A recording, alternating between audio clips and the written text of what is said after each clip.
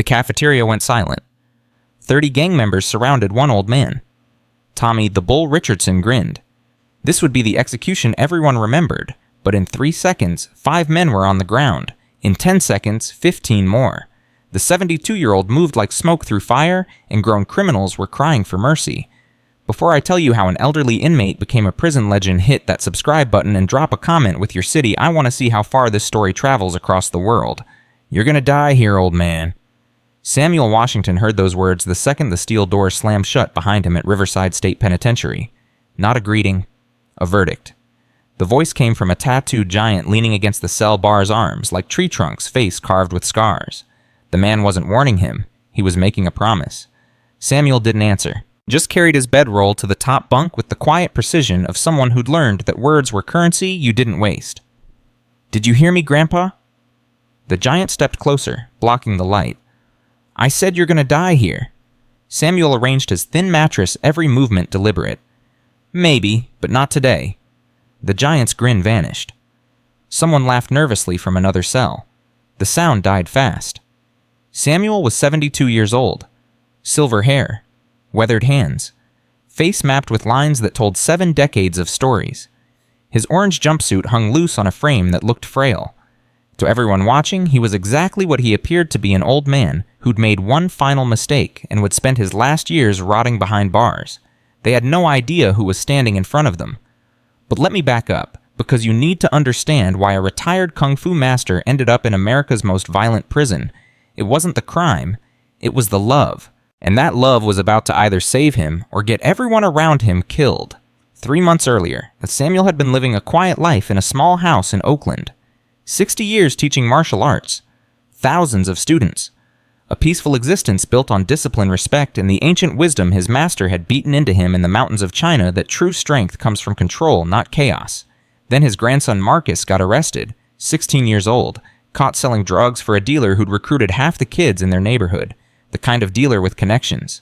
The kind who'd make sure a black teenager got the maximum sentence to send a message. Samuel sat in that interrogation room across from 2 detectives who didn't care about justice. They cared about statistics. "Your grandson's looking at 15 to 20, one detective said, sliding photos across the table. "Unless someone takes responsibility, unless someone with a clean record steps up." Samuel looked at those photos. Marcus in handcuffs. Marcus crying. Marcus, whose father was dead, and whose mother was working 3 jobs just to keep the lights on. "I'll take the plea," Samuel said quietly. "You don't even know what you're confessing to." "Doesn't matter, he's 16. He deserves a second chance." The detective smiled, not kindly. 5 years, Riverside State. You'll be 77 when you get out, if you get out. Samuel signed the papers without hesitation. Now he was here, in hell, and the devil was walking toward him. "Name's Dante," his cellmate said after the giant left. Dante was maybe 40, with nervous eyes that never stopped moving, hands shaking like he'd seen too much and survived too little. "That was Crusher. He works for Tommy Richardson. You know who that is?" "No." "Tommy the Bull Richardson runs the Northside Brotherhood, controls this prison like he owns it." Dante sat on his bunk, hands gripping his knees. "He likes to test new arrivals, especially ones who look vulnerable." "I see. You don't seem worried." Samuel smoothed his blanket one final time. "Worry doesn't change what's coming. Only preparation does." Dante stared at him. "Man, you really don't understand where you are. People get murdered here. Regularly, and guys like you. Guys like me? Old, quiet, alone." Dante's voice dropped. "You're exactly what Tommy feeds to his wolves. Makes his reputation stronger. Shows everybody what happens when you don't fall in line." Samuel sat down slowly, his knees aching. 72 was old for the outside world. In here it was ancient. "Thank you for the warning. You need more than a warning. You need a miracle." That night, lying on his bunk while Dante snored, Samuel pulled out the one photo they'd let him keep. Marcus, smiling. Taken 2 years ago, before everything went wrong. Before the streets got their hooks in him. Samuel had promised Marcus's mother he'd fix this. Had promised he'd make sure the boy got a future. 5 years was the price. Samuel pressed his thumb against his grandson's face in the photo. "Wait for me," he whispered. "I'm coming home." But first he had to survive. The first day was orientation. Rules, schedules, threats disguised as advice from guards who'd stopped caring years ago. Samuel memorized everything said, nothing observed, effing everyone. The prison had a hierarchy clearer than any corporate structure. At the top was Tommy Richardson and his Brotherhood 15 core members, maybe 30 affiliates, all marked by matching tattoos of a bull's head on their right shoulders. They controlled the cafeteria center tables, the best commissary access, the drug flow, the protection rackets. Beneath them were smaller gangs fighting for scraps, the Southside Serpents, the Latin Kings, the Aryan Brotherhood, each controlling their own sections, their own contraband, their own violence. The bloodshed between them was constant, but contained a stabbing here, a beating there, nothing that disrupted the larger order Tommy maintained. Then there were the unaffiliated, men like Samuel, the weak, the vulnerable, the prey.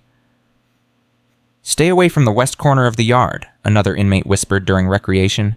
"That's Brotherhood territory. Don't make eye contact with anyone wearing red. Don't touch the weights unless invited. Don't..." The list went on forever. Don't this, don't that. 100 unwritten rules designed to keep the ecosystem balanced and the predators fed. Samuel listened to all of it and filed it away. In the yard, he found a quiet corner and began his morning forms. Tai Chi. The movements looked like slow dancing to anyone watching. Graceful, harmless, meditative. They had no idea each position was actually an ancient combat technique disguised as exercise. A punch hidden in a wave.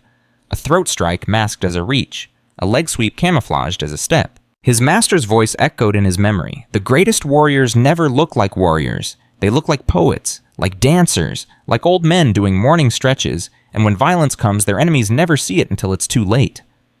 "You do yoga or something?" A young inmate had wandered over. Couldn't be more than 25, skinny, scared eyes. "Something like that," Samuel said, transitioning smoothly into the next form. "You're that old guy who just got here." "I am." The kid glanced around nervously. "Listen, I don't know what you did on the outside, but in here, you need to pick a side fast. Find protection, because Tommy's already talking about you." "Talking about what?" "About making an example. About showing everyone what happens when fresh meat comes in, thinking they can just do their time and leave." The kid's voice cracked. "I've seen what he does to people. It's not fast. It's not clean. He breaks you piece by piece until you're begging for death." Samuel completed his form and straightened up his old knees, cracking. "What's your name, son?" Devin. "Devin, I appreciate the warning, but I've learned something in my 72 years. Monsters only have the power you give them. Tommy Richardson might run this prison, but he doesn't control my fear, and without that, he's just another violent man making violent choices." Devin shook his head. "You're crazy, old man, or suicidal, maybe both." The test came on day 3. Breakfast was served in a massive cafeteria that held 300 men. The noise was deafening trays clanging, men shouting, guards barking orders. The Brotherhood sat at the center tables where they could see everything, control everything. Samuel sat at the edge with other new arrivals, eating tasteless oatmeal and trying to be invisible. It didn't work. "Yo, Grandpa?" Samuel looked up. Crusher was standing over him, arms crossed, surrounded by 5 other Brotherhood members. Each one looked like they could bench press a car. The cafeteria started going quiet, conversations dying table by table, everyone sensing what was coming. "Tommy wants to meet you." Samuel put down his spoon carefully. Every eye in the room was on him now. "I'm eating breakfast." Crusher's face darkened. "That wasn't a request." "Then make it one." The silence was absolute now, 300 men holding their breath. Crusher leaned down, his face inches from Samuel's. His breath smelled like cigarettes and instant coffee. "Old man, I don't think you understand how things work here. When Tommy calls you come, you don't ask questions, you don't negotiate, you don't..."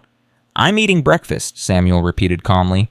"When I'm finished, if your boss still wants to talk, I'll be happy to oblige."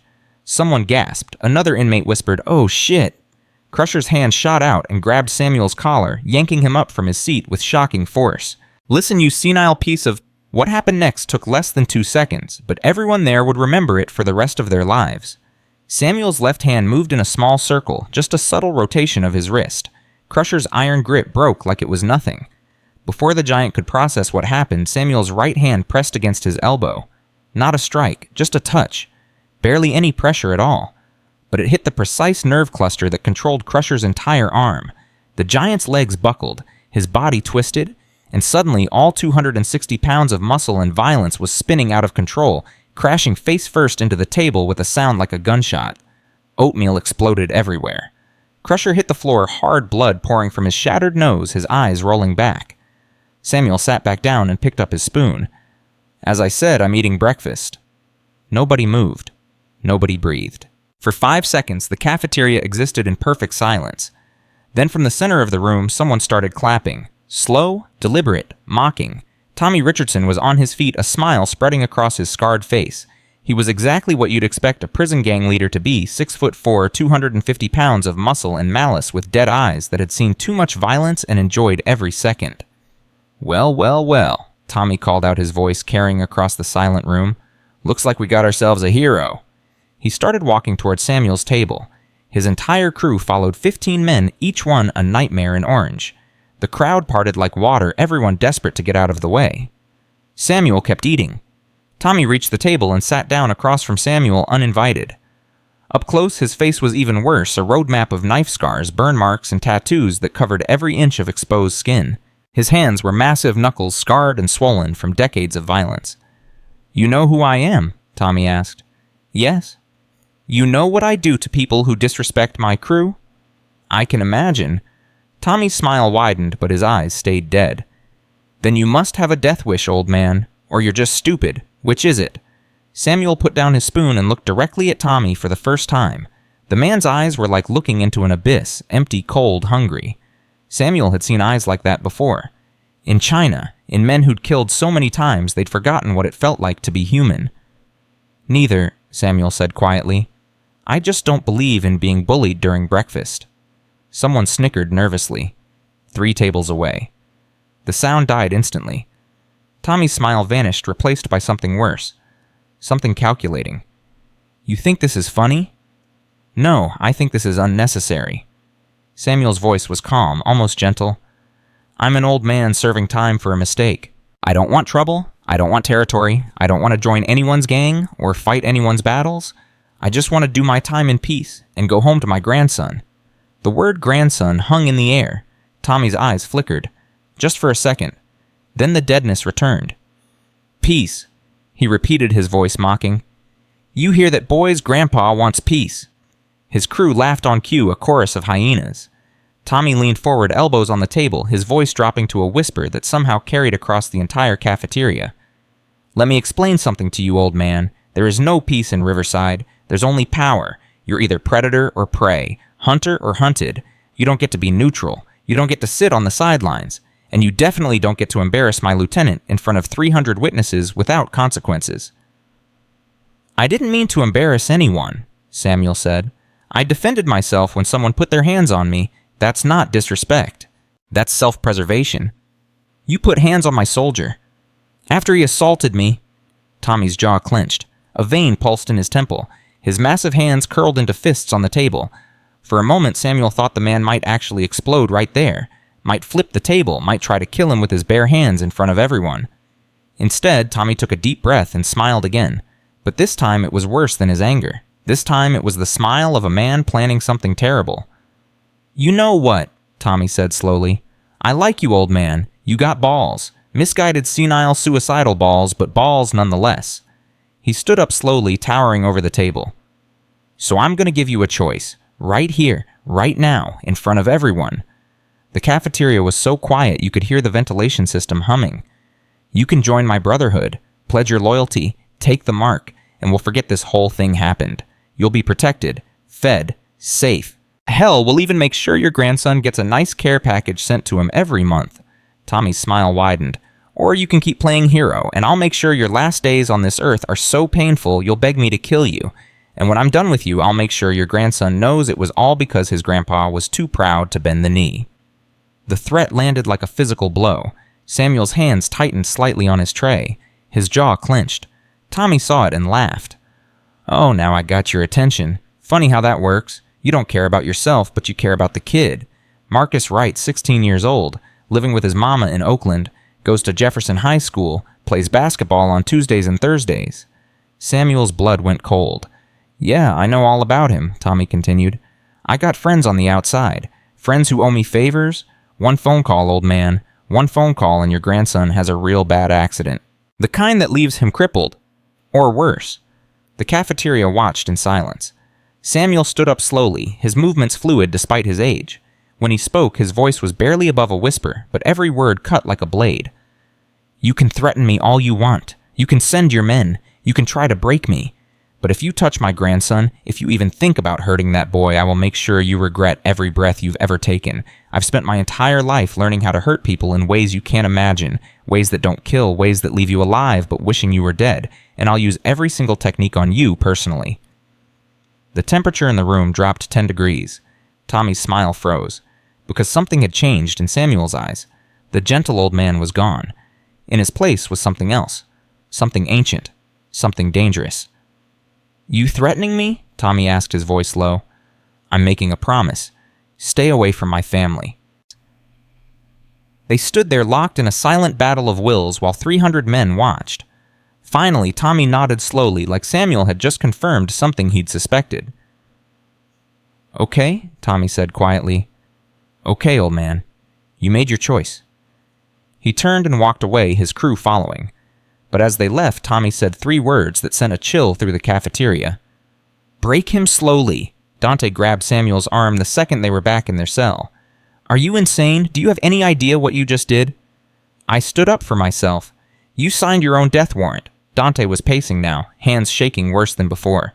"Tommy doesn't forgive. He doesn't forget. He's going to make an example out of you that'll keep people in line for the next decade. And that threat about his grandson, you just gave him permission to escalate this to a whole other level." "He threatened my family," Samuel said calmly, sitting on his bunk. "What would you have done?" "I would have taken the deal, joined the Brotherhood, survived." Dante's voice cracked. "You're 72 years old, man. You can't win this? Nobody wins against Tommy Richardson." Samuel pulled out the photo of Marcus, stared at his grandson's smiling face. "I don't need to win," he said quietly.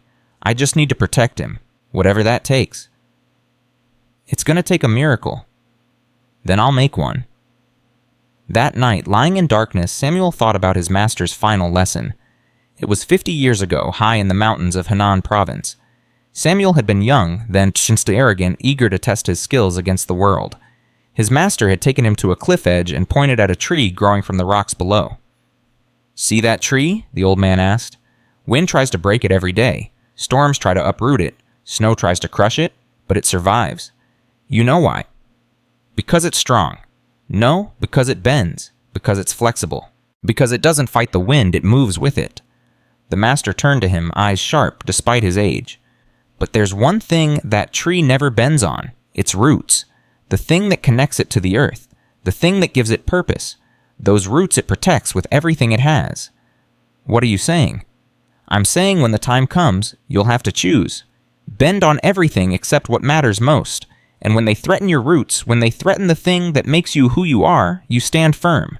You don't negotiate, you don't compromise, you fight with everything you have, even if it costs you everything." Samuel had nodded, not really understanding. Now, 50 years later, locked in a cell in America's most violent prison, he finally got it.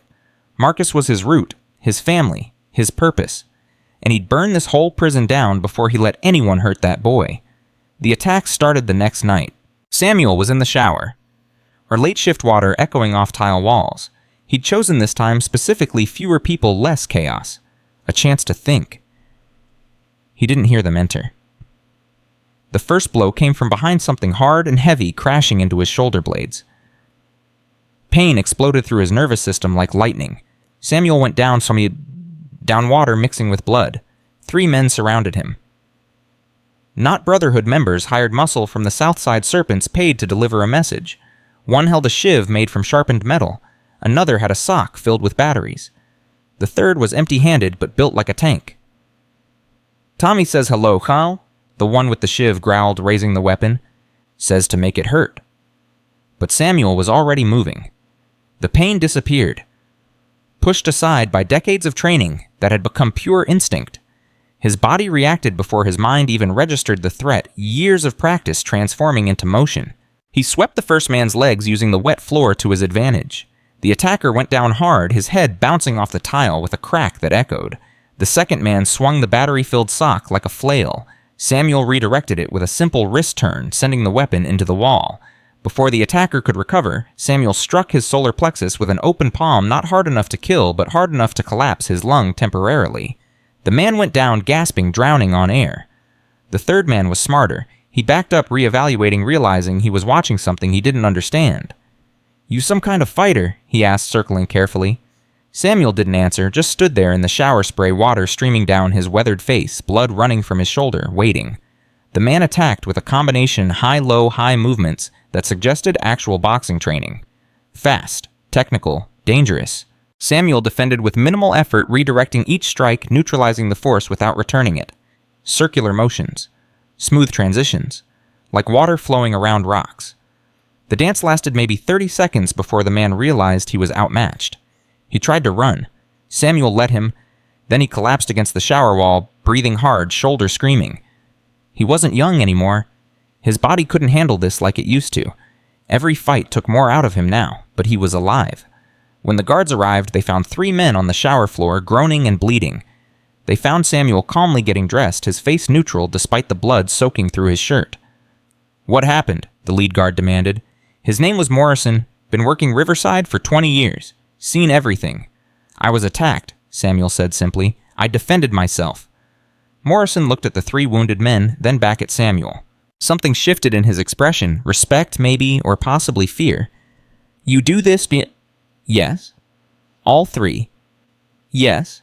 Morrison whistled low. "You're that old guy who flipped Crusher at breakfast." "I didn't flip him. I redirected his momentum." "Same difference." Morrison radioed for medical, then looked at Samuel seriously. "Listen, I don't know what your deal is, but you just made things 100 times worse. Tommy doesn't stop. He escalates. This was just the beginning. Next time it'll be more guys, worse weapons. They'll come at night when you're sleeping. They'll poison your food. I understand. Do you? Because you're one man, 72 years old, and he's got an army." Samuel pulled his shirt on, slowly wincing as the fabric touched his injured shoulder. "Officer Morrison, I've spent my entire life preparing for moments like this. Not because I sought violence, but because I understood that peace requires the ability to defend it. Whatever comes next, I'm ready." Morrison shook his head. "You're either the toughest old man I've ever met, or the dumbest. Maybe both." "Maybe both," Samuel agreed quietly. By morning, the entire prison knew. 3 gang members hospitalized by a 72-year-old retiree. The story spread like wildfire, growing with each retelling until Samuel had supposedly fought off 10 men, while blindfolded and singing opera. In the yard during recreation, inmates stared at him openly now, some with fear, others with curiosity, a few with calculation, wondering if they could use him somehow. The serpents glared at him with pure hatred. The Latin kings watched him with interest. Even the Aryan Brotherhood, who normally ignored anything that didn't involve white inmates, were paying attention.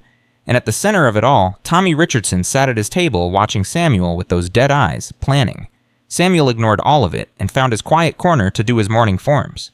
Tai Chi movements that looked like slow dancing but were actually ancient combat techniques disguised as meditation. Devin found him mid-form. "You really did it. You beat 3 guys in the shower." "I survived 3 guys in the shower," Samuel corrected, transitioning smoothly into the next position. "There's a difference." "Not to everyone else. You're like a legend now. People are calling you the Master." Samuel sighed. "I don't want to be a legend. I just want to finish my sentence." "Too late for that." Devin glanced around nervously. "Tommy's planning something big. I heard his lieutenants talking. They're bringing in hitters from the other blocks. Professional killers. The kind who've murdered COs and gotten away with it." "When?" "Soon. Maybe tonight. Maybe tomorrow." Devin's voice dropped to a whisper. "Listen, there's a group of us. Unaffiliated guys who stay out of gang business. We've been talking. If you want, we could try to protect you. Watch your back. It wouldn't be much, but..." "No," Samuel said firmly. "I won't put you in danger." "We're already in danger. Everyone in here is. But you're the first person I've seen stand up to Tommy and survive. That means something." Samuel completed his form and turned to face Devin properly. "Son, I appreciate what you're offering, but this is my fight. Tommy made it personal when he threatened my grandson. I can't let anyone else get hurt because of me." "So you're just going to face them alone?" "I've been alone before. I'll manage." Devin shook his head in disbelief. "You're crazy." "So I've been told." But that night, lying in his bunk, Samuel's shoulder throbbing, his body aching, he wondered if maybe they were right. Maybe he was crazy. Maybe he should have just taken Tommy's deal. Joined the Brotherhood. Kept his head down. Then he looked at Marcus's photo again, and remembered why he couldn't. Because Marcus was watching. Even from the outside, even without knowing the details, the boy was watching to see what kind of man his grandfather was. Whether he stood for something or fell for anything. Samuel had spent 60 years teaching students that martial arts wasn't about fighting. It was about discipline, honor, protecting the weak, standing up for what was right even when it was hard. He couldn't abandon those principles now, even if it killed him. "Hey, old man," Dante whispered from below. "You awake?" "Yes." "Can I ask you something?" "Of course." "Why'd you really take the fall for your grandson? I mean, 5 years in this place. That's a death sentence for someone your age. You had to know that." Samuel was quiet for a long moment. "Because I failed him once already." "What do you mean?" "His father was my son, Marcus's dad. I was so busy teaching other people's children discipline and respect that I didn't teach my own. He fell into the streets. Got killed in a gang shooting when Marcus was 5. Samuel's voice cracked slightly. "I can't fail Marcus too. He deserves better. He deserves a chance. And if 5 years of my life gives him that chance, then it's worth it. Even if you die in here. Even then. Because at least I'll die knowing I stood for something. That I protected my family. That I didn't bend when it mattered most." Dante was silent. "You got any kids?" Samuel asked. "A daughter. She's 12. Haven't seen her in 6 years." "Then you understand." "Yeah," Dante whispered. "Yeah, I do." The next day, Samuel woke up to find a note slipped under his cell door. No signature, just 5 words in crude handwriting. "Tonight, cafeteria, come alone." Tommy's move. Samuel showed the note to Morrison during breakfast. The guard read it and cursed. "This is a hit order. He's going to ambush you with his whole crew. You go to that cafeteria tonight and you're dead." "Then I'll die standing up." "Don't be stupid. We can put you in protective custody, lock you down in solitary until... Until what? Until Tommy gets released in 5 years and goes after my grandson anyway." Samuel shook his head. "No, this ends here, one way or another." Morrison stared at him. "You really think you can beat Tommy Richardson and his entire gang?" "No, but I can make sure they remember the cost of threatening my family." "That's suicide." "Maybe, but it's my choice." Morrison was quiet for a long moment. Then he did something Samuel didn't expect. He reached into his pocket and pulled out a small piece of paper with a phone number. "After it's over, if you're still alive, call this number. It's my personal cell. I'll make sure your grandson knows what you did, what you stood for." Samuel took the paper. "Thank you." "Don't thank me. Just try not to die." All day the tension built. Everyone knew something was coming. Inmates placed bets. Gang members sharpened weapons. Guards doubled their patrols, but everyone knew they'd arrived too late. Devin found Samuel in the library during afternoon session. "Please don't go tonight. Everyone knows it's a trap." "I know. Then why?" "Because some traps you walk into on purpose. Because some fights you can't avoid. Because sometimes the only way to protect the people you love is to stand in the fire and refuse to burn." Devin's eyes filled with tears. "You're gonna die." "We're all gonna die eventually, son. The question is what we stand for before we do." That night at 8 p.m., Samuel walked into the cafeteria alone and found 30 men waiting for him. Tommy Richardson stood at the center of the cafeteria like a king surveying his kingdom. Behind him, 30 men formed a semicircle of Violence Brotherhood members, serpents who'd taken payment, Latin kings who'd agreed to a temporary alliance, even 3 Aryan Brotherhood enforcers who'd been promised first pick of Samuel's commissary account. The fluorescent lights hummed overhead, casting harsh shadows across faces that had forgotten what mercy looked like. Samuel stopped 10 feet from the nearest attacker. His hands hung loose at his sides. His breathing was steady. 72 years old and walking into an execution, but his face showed nothing except calm. "You actually came," Tommy said, genuine surprise in his voice. "I honestly thought you'd hide in your cell, beg for protective custody, maybe even hang yourself and save us the trouble." "You threatened my grandson," Samuel said quietly. "Where else would I be?" Tommy laughed and his army laughed with him. The sound echoed off the concrete walls like hyenas circling wounded prey. "You know what I love about guys like you? You think honor means something in here. You think standing up for family makes you noble." He stepped closer, those dead eyes gleaming. "But all it really makes you is stupid, Because your grandson's gonna grow up without a grandfather, and it's your fault for not knowing when to bow. I'd rather die standing than live kneeling. Oh, you're gonna die standing, that much is guaranteed. Tommy cracked his knuckles, the sound like gunshots in the silent cafeteria. But first, I'm gonna teach you what happens when someone disrespects me, and I'm gonna take my time doing it. He nodded to his men. Break every bone in his body, but keep him conscious. I want him to feel everything. The 30 men started moving in, forming a tighter circle, cutting off any escape. Samuel could see it in their eyes. Some were eager, hungry for violence. Others were reluctant, going through the motions because refusing Tommy was suicide. A few looked almost sorry, like they respected what Samuel had done but couldn't afford to show it. Samuel centered his weight, dropped his breathing into his diaphragm, the way his master had taught him 50 years ago. His body hurt. The shoulder injury from last night throbbed with every heartbeat. His knees ached. His hands weren't as fast as they used to be, but his mind was clear, his spirit was focused, and he'd made peace with whatever came next. "Last chance, old man," Tommy said. "Beg for mercy. Kiss my feet. Maybe I'll make it quick." Samuel looked past Tommy, past the 30 men, past the walls of the prison. In his mind, he saw Marcus's face, saw his daughter-in-law struggling to raise a son alone, saw the students he'd taught over 60 years, all those young people he'd tried to show that strength without discipline was just violence, and violence without purpose was just chaos. "I have no mercy to beg for," Samuel said, "and the only person I'd kneel to is God. So if you're going to do this, do it. But know that every man you send at me is going to leave here broken, and when it's over, when I'm dead and gone, everyone in this prison is going to remember that Tommy Richardson needed 30 men to kill one old man. That's the legacy you're building tonight." Something flickered in Tommy's eyes. Doubt, maybe, or respect. It died quickly, strangled by pride and anger. "Kill him," Tommy said.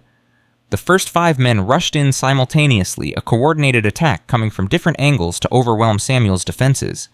The one in front swung a sock filled with batteries. The 2 on the sides had shivs.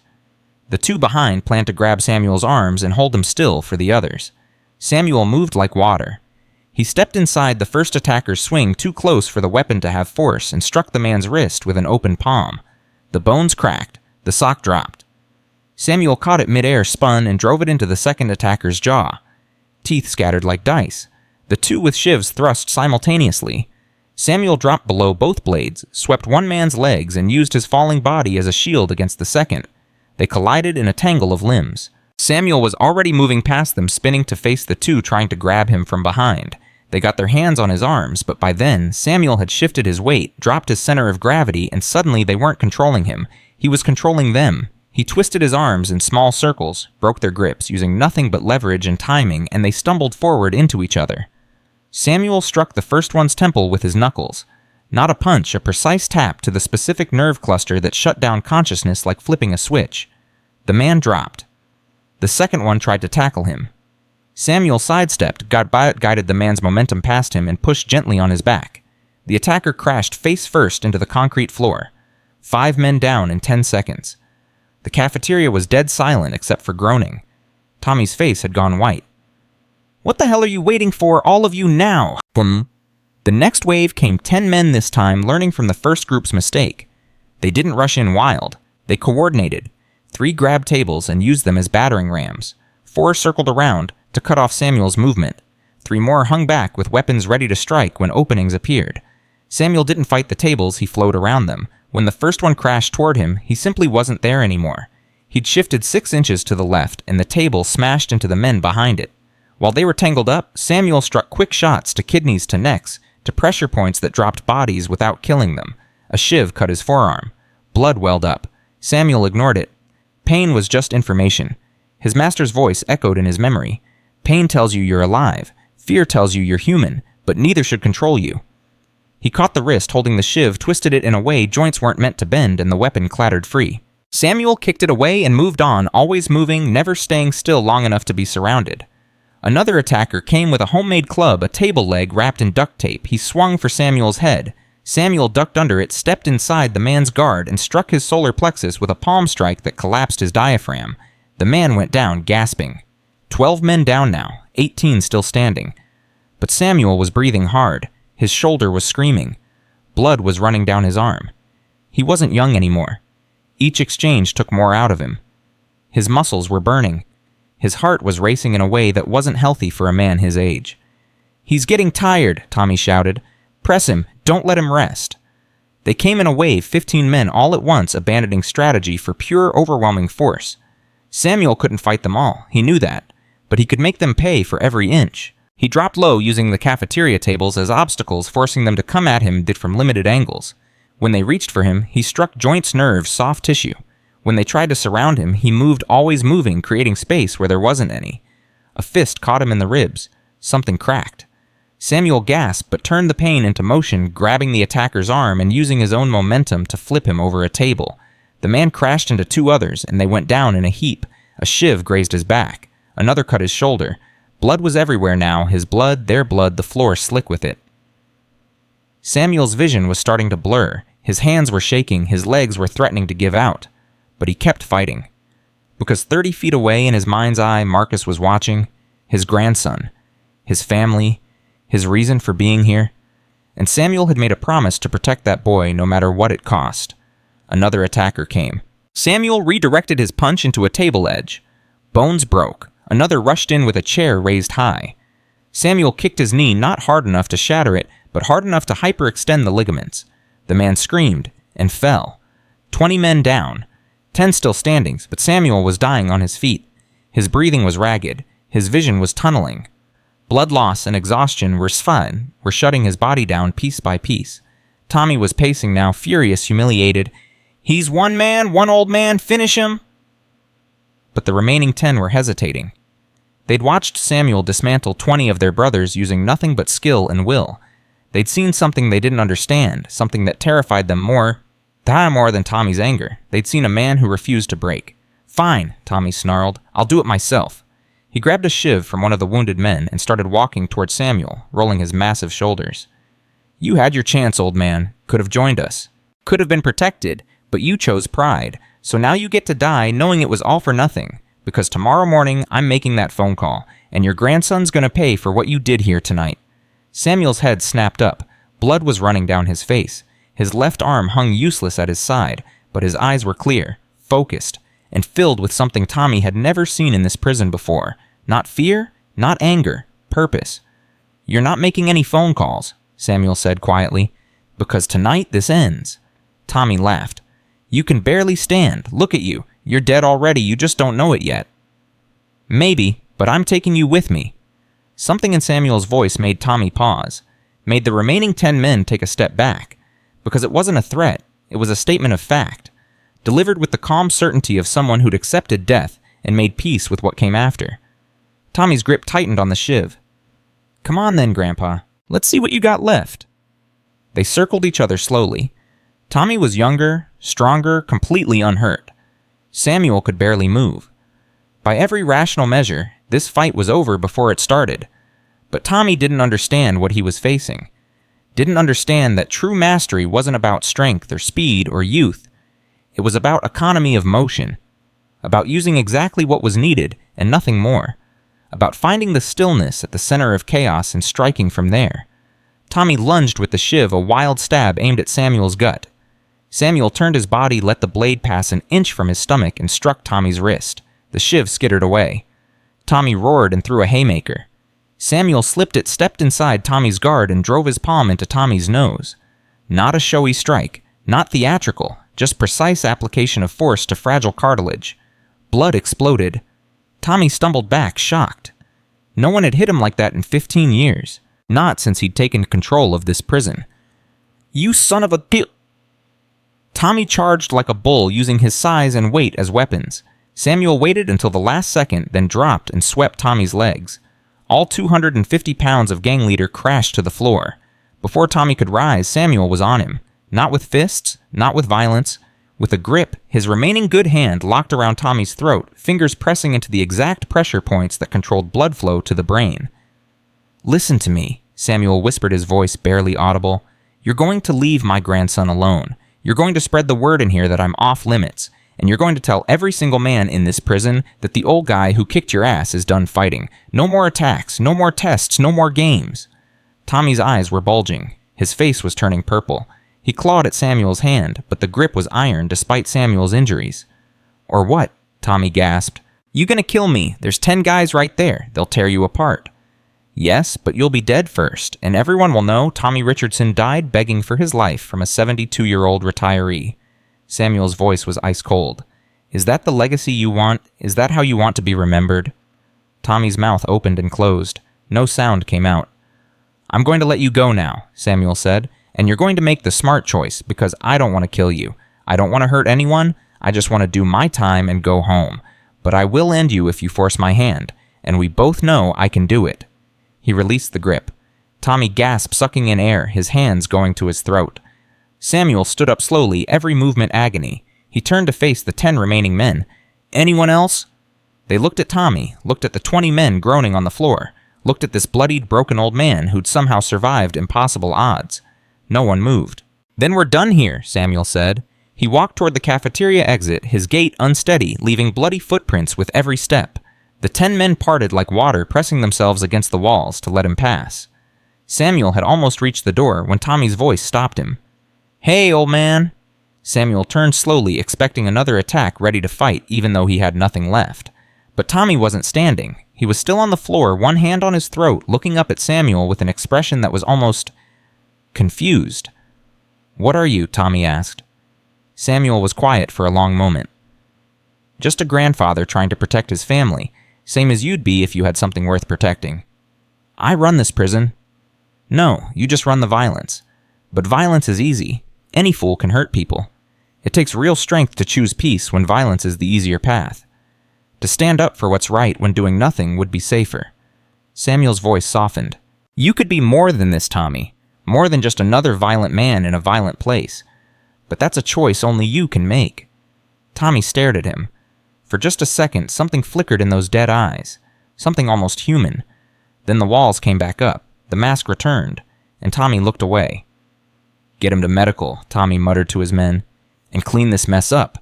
Samuel walked out of the cafeteria and made it exactly 10 steps before his legs gave out.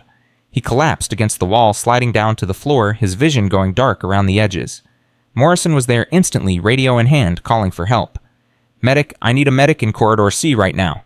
Other guards came running. Inmates poked their heads out of cells trying to see what happened. The word spread like wildfire. The old man fought 30 guys and won. The old man made Tommy Richardson tap out.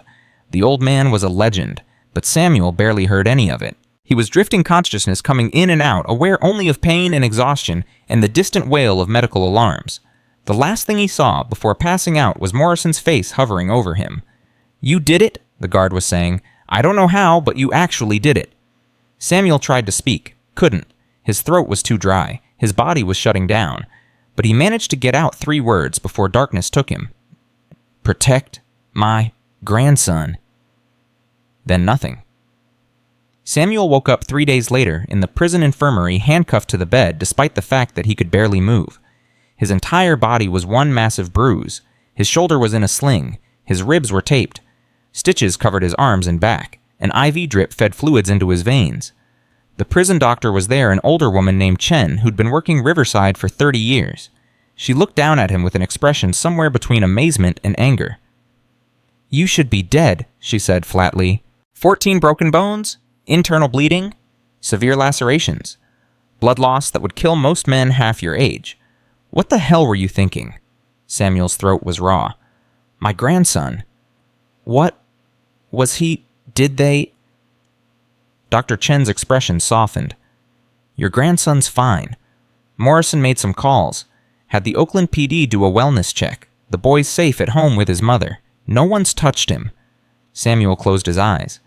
Relief flooding through him so powerfully it hurt worse than the injuries. "Thank you," he whispered.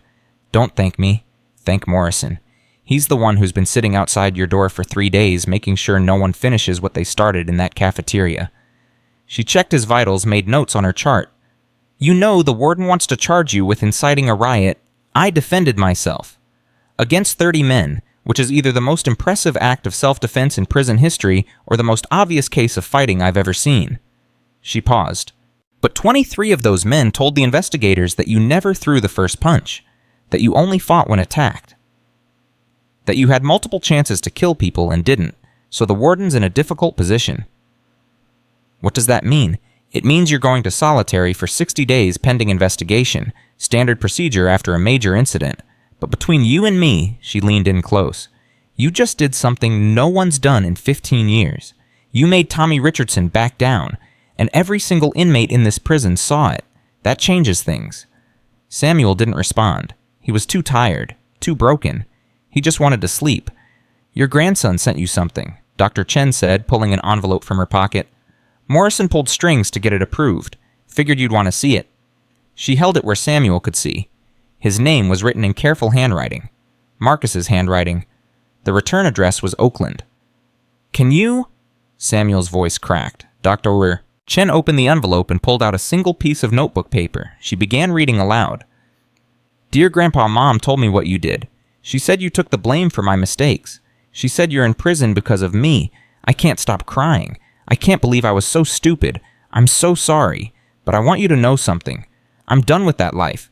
I quit the dealers. I'm going back to school. I'm trying to be the man you always taught me to be. I'm trying to make you proud. Please come home safe. I need you. I love you, Marcus." Tears ran down Samuel's face. He didn't try to hide them. Dr. Chen folded the letter carefully and placed it on the side table where Samuel could see it. "Get some rest. You've earned it." She left, and Samuel lay there, staring at his grandson's handwriting until exhaustion pulled him under again.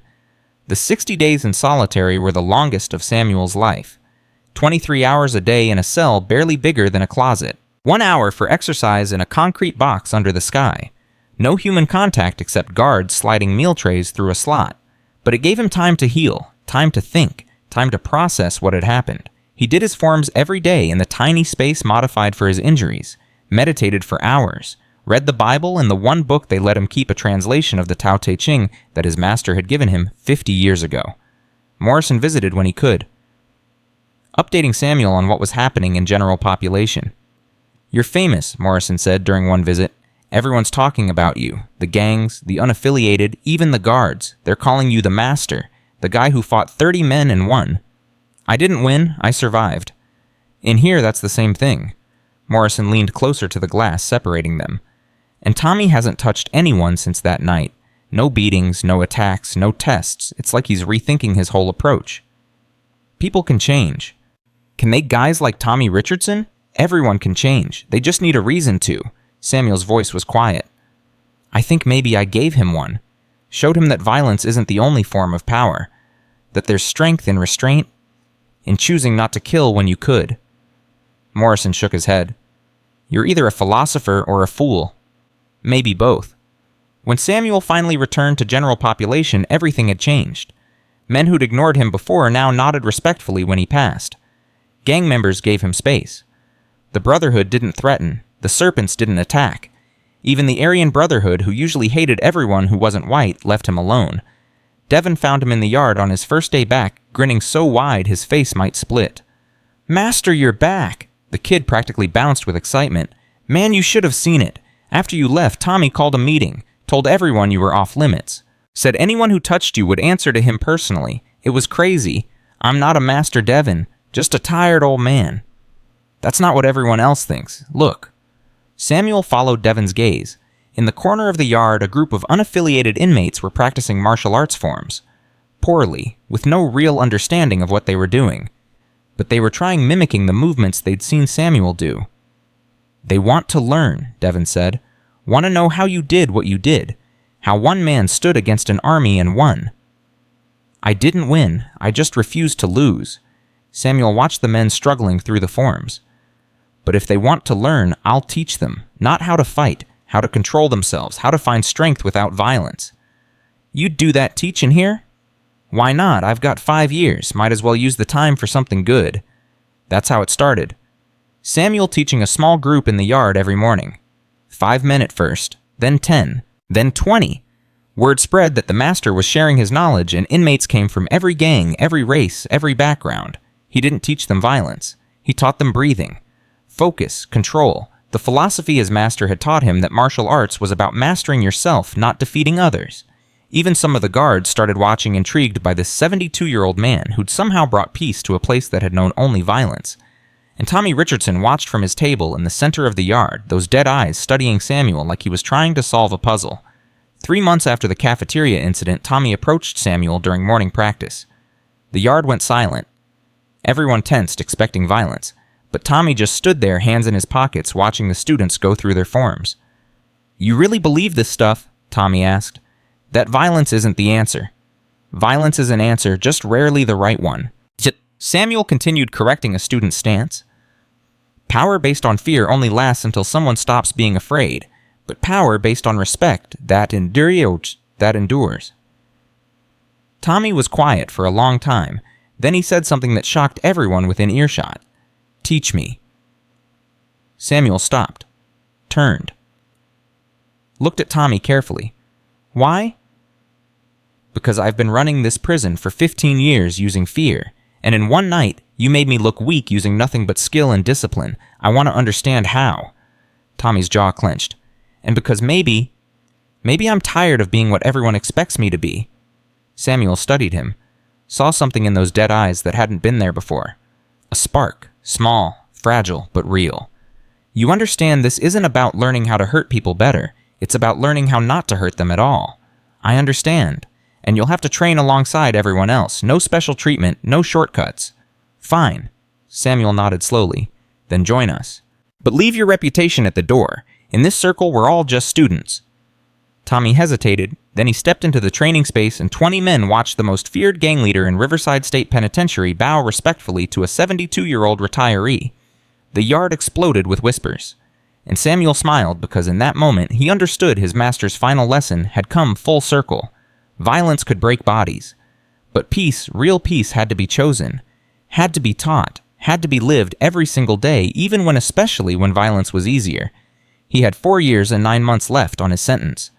And for the first time since arriving at Riverside, Samuel thought maybe, just maybe, he might actually make it home to see his grandson again. Tommy Richardson's first lesson was humiliation. Not the kind he was used to inflicting, but the kind he had to endure. Samuel had him stand in horse stance for 20 minutes while the other students practiced their forms. Just standing, knees bent, arms extended, looking like a fool in front of men who used to fear him. "This is stupid," Tommy grunted after 5 minutes, sweat already pouring down his face. "What's this got to do with fighting?"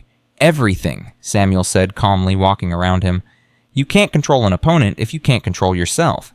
And right now your legs are shaking because your mind's weak. You're thinking about how much it hurts instead of accepting the pain and moving past it. My mind ain't weak." "Then prove it. Stop complaining and finish the stance." The yard watched in silence. The Brotherhood stood in the corner, confused and angry. Their leader was taking orders from an old man, being treated like a child. And he was allowing it. Devin leaned close to Samuel. "Is this safe, making him look bad in front of everyone?" "He's not looking bad. He's looking brave. It takes more courage to admit you need to learn than to pretend you already know everything." Samuel raised his voice. "Tommy, you're dropping your left shoulder. Straighten your spine." Tommy adjusted his jaw, clenched so tight his teeth might crack. But he didn't quit, didn't lash out, just stood there suffering while Samuel taught the others. When the 20 minutes finally ended, Tommy collapsed to his knees, gasping. His legs were rubber. His pride was somewhere on the ground next to him. Samuel handed him a cup of water from the fountain. "Tomorrow will be easier." "You enjoyed that," Tommy accused between gulps. "No, but you needed it. Every student has to learn that their body will quit long before their spirit does. That discomfort is just information. That real strength is measured in what you endure, not what you inflict." Samuel paused. "Come back tomorrow, same time."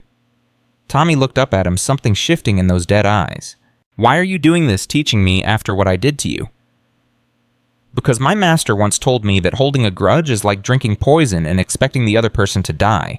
You threatened my family. I defended them. Now that chapter is closed. What happens next is up to you." Tommy stood slowly, his legs shaking. "I don't know how to be anything except what I am." "Then learn. That's why you're here." Over the next 3 months, something impossible happened in Riverside State Penitentiary. Tommy Richardson became a student, not just in name, but in practice. He showed up every morning for training, endured the horse stances and the breathing exercises and the meditation that made him want to scream. Let Samuel correct his forms in front of everyone, took criticism from a 72-year-old man who'd beaten him in front of his own crew, and slowly, very slowly, the dead look in his eyes started to change. "I had a daughter," Tommy said one morning during a water break. Just volunteered it out of nowhere while the other students practiced. Before I came in here, she was 3 years old, blonde hair, blue eyes, looked like her mother. Samuel didn't respond immediately, just listened.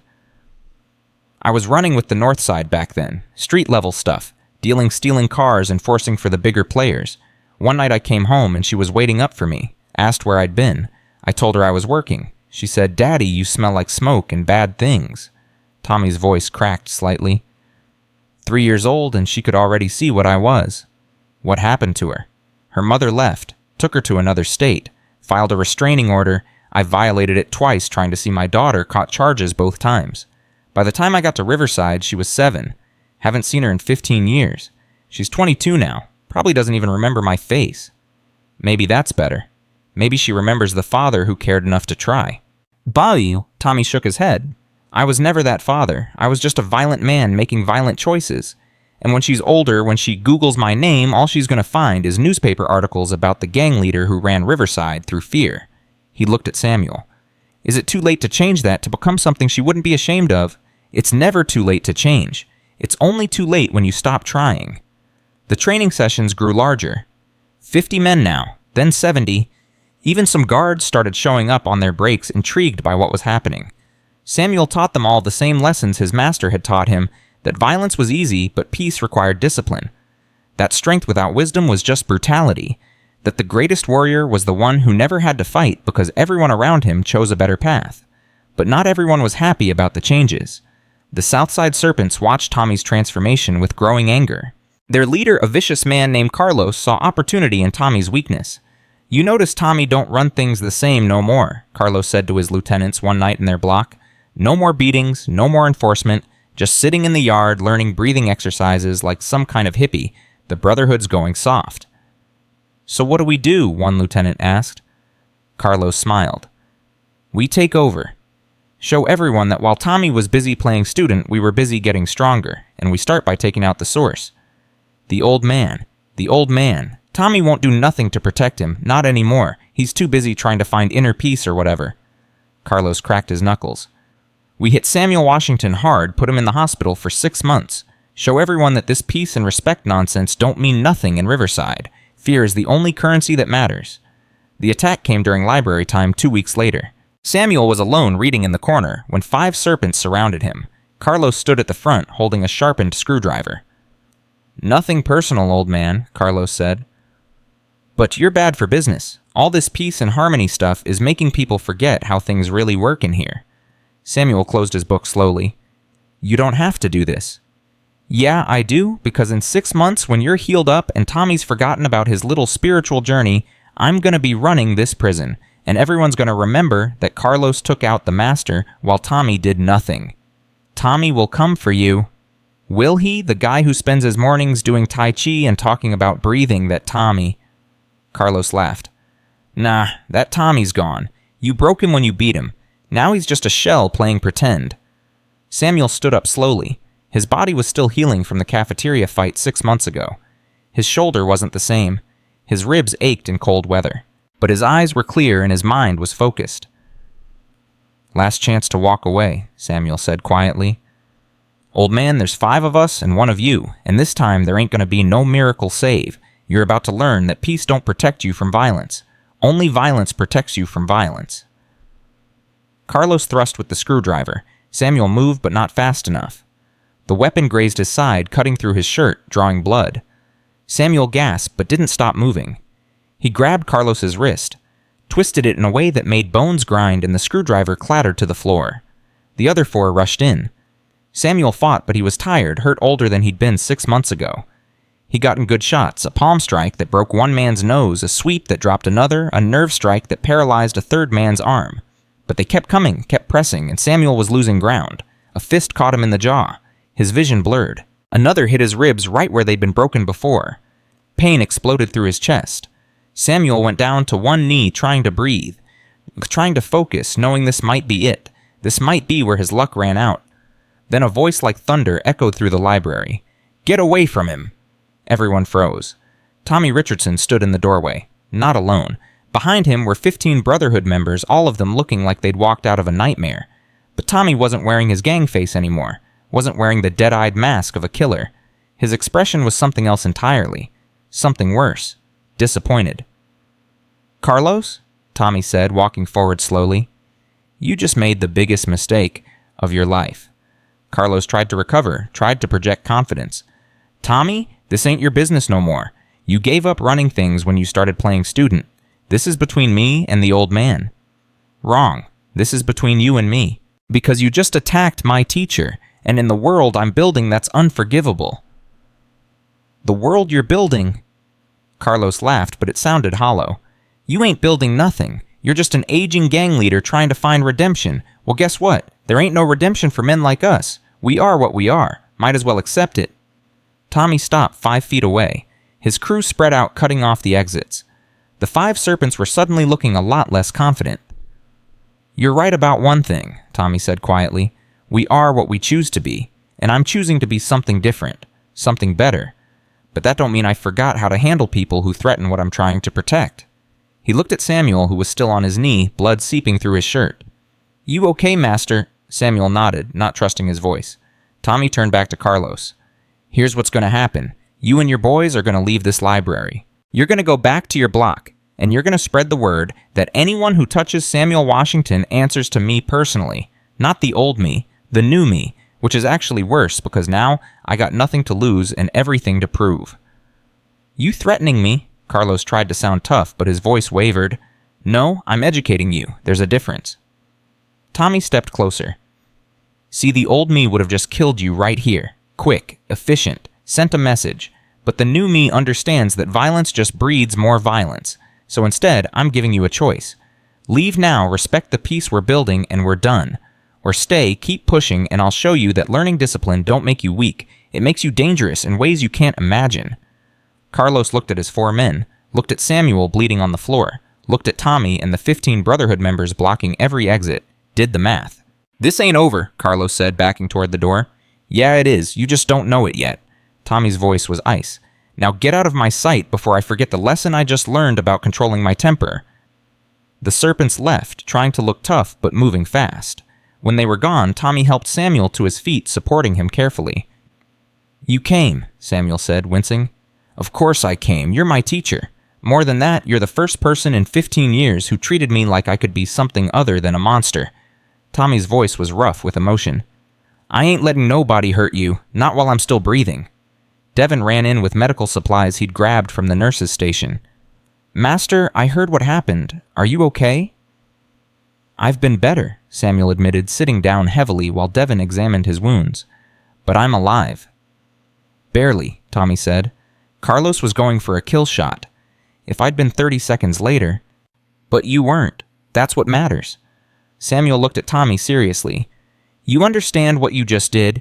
You chose peace over revenge. You gave Carlos a way out instead of just destroying him. That's growth. Don't feel like growth. Feels like letting a threat walk away. That's because you're used to solving problems with violence. But real power is choosing not to destroy someone when you could, giving them a chance to change like I gave you." Samuel winced as Devin cleaned the cut on his side. "Carlos will remember this. Maybe not today. Maybe not tomorrow. But eventually he'll understand you were strong enough to show mercy. And that's more terrifying than any beating you could have given him." Tommy was quiet for a long moment. Then he said something that shocked everyone in the library. "I want to find my daughter after I get out. I want to apologize. Try to be the father I should have been." "How much time you got left?" Samuel asked. 3 years. But I got no idea where she is. No idea if she'd even want to see me. Then we use these 3 years to make sure when she does see you, she sees someone worth knowing. Someone who's changed. Someone who chose to become better." Samuel's voice softened. "It's not too late, Tommy. It's never too late to become the person you should have been all along." That night, lying in his bunk, Samuel thought about how strange life was. 6 months ago, he'd been fighting for his survival against this same man. Now they were teacher and student. Now Tommy was protecting him. Now there was actual hope that maybe, just maybe, this violent place could become something different. "You awake," Dante whispered from the bunk below. "Yeah?" "I heard what happened in the library. Heard Tommy saved you." "He did." Never thought I'd see the day Tommy Richardson chose talking over fighting. You really changed him." "No, he changed himself. I just showed him it was possible." Samuel stared at the ceiling. "People aren't born violent. They learn it. Which means they can unlearn it too if someone gives them a reason to try. You really believe that someone like Tommy can change?" "I have to believe it. Because if men like Tommy can't change, then what's the point of teaching anything? What's the point of trying?" Samuel's voice was quiet but firm. "Everyone deserves a chance at redemption. Everyone. No matter what they've done. That's what my master taught me. That's what I'm teaching them." The weeks passed and the peace held. Carlos and the Serpents kept their distance, spreading the word that Samuel Washington was off limits.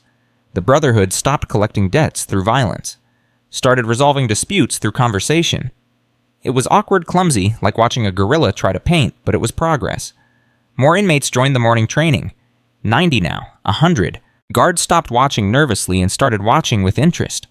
Even the warden came to observe one session standing in the corner with his arms crossed, trying to understand what was happening in his prison. Samuel taught them all the same lessons: breathing, focus, control. The philosophy that violence was the last resort of weak minds, that true strength came from discipline, that the greatest victory was changing your enemy into a friend. But not everyone could be changed. Not everyone wanted peace. The Aryan Brotherhood watched the transformation with growing disgust. Their leader, a monster named Pike, saw the mixing of races in Samuel's training sessions as an abomination, saw Tommy's redemption as weakness, saw the entire peace movement as a threat to the natural order of prison hierarchy. "This stops now," Pike told his lieutenants during their private meeting in the showers. "We ain't gonna sit here and watch while some old chink turns this prison into a damn meditation retreat. Time to remind everyone what this place really is." "What do you want us to do?" one lieutenant asked. Pike smiled, and it was the smile of a man who'd committed atrocities and enjoyed every one. "We make an example, not of Washington. Too obvious, too expected. We go after his students. Show them that all this peace and respect nonsense can't protect them when real violence comes calling." "Which student?" "The kid, Devin, the one who's always hanging around Washington like a puppy. We take him apart piece by piece, and we make sure Washington watches. Make sure he knows that his teachings got that boy killed." Pike's eyes glittered with malice. "Then we see how much he believes in peace when he's staring at a corpse." The attack came 3 days later during yard time. Devin was alone near the basketball court, away from the main training group, when 6 Aryan Brotherhood members surrounded him. Pike stood at the center, holding a shank made from melted-down toothbrushes. "Nothing personal, kid, Tuttle," Pike said. "But your teacher needs to learn a lesson, and you're going to be the curriculum." Devin's face went white. "Please, I didn't do nothing to you." "Exactly. You're innocent. That's the point. We ain't targeting gang members or snitches. We're targeting someone who don't deserve it. Because that's how you break a man like Washington. You show him his philosophy can't save the people he cares about." Pike raised the shank. Devin closed his eyes, waiting for the pain. It never came. When Devin opened his eyes, Samuel was standing between him and Pike. The old man had crossed 30 yards of prison yard in seconds, moving faster than anyone thought possible for someone his age. "You'll have to go through me first," Samuel said quietly. Pike laughed. "Old man, I was hoping you'd show up. Makes this even better. Now I get to kill you both." "No," Samuel said. "You're going to walk away, right now, and you're going to leave this boy alone. He's done nothing to you." "That's the point." "Then your point is cowardice. Attacking an innocent person to send a message, that's not strength. That's fear dressed up as violence." Samuel's voice carried across the yard. Inmates were gathering now, forming a circle, sensing something big was about to happen. "You want to prove you're tough, fight me. One-on-one, right here, right now. You win, you get your message. I win, you leave everyone in my training sessions alone. Forever." Pike considered it. An old man versus him, in front of everyone, it would cement his reputation forever.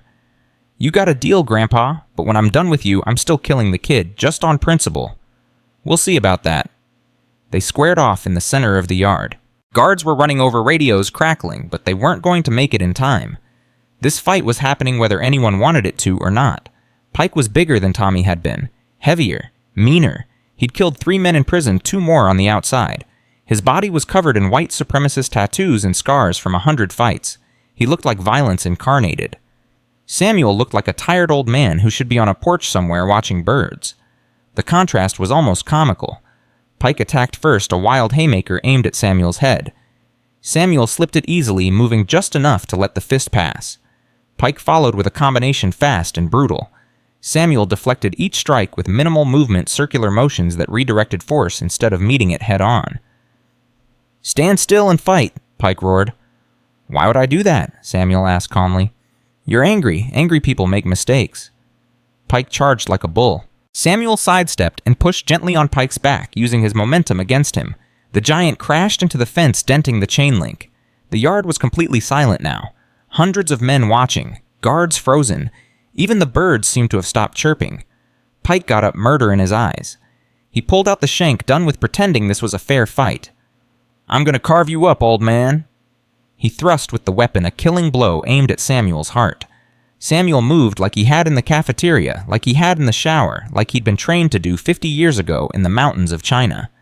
His hand caught Pike's wrist, twisted it in a precise motion that made bones grind and tendons scream.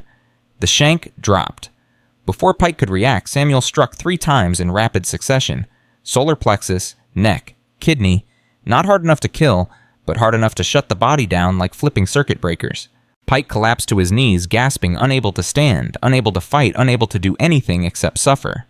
Samuel stepped back, breathing hard. "It's over."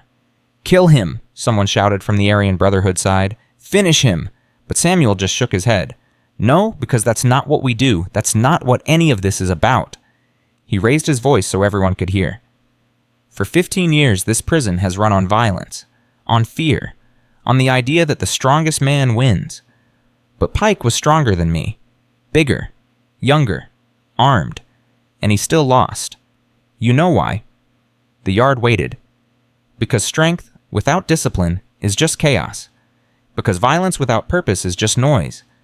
Because all the muscles and weapons and tattoos in the world can't protect you from someone who's mastered themselves.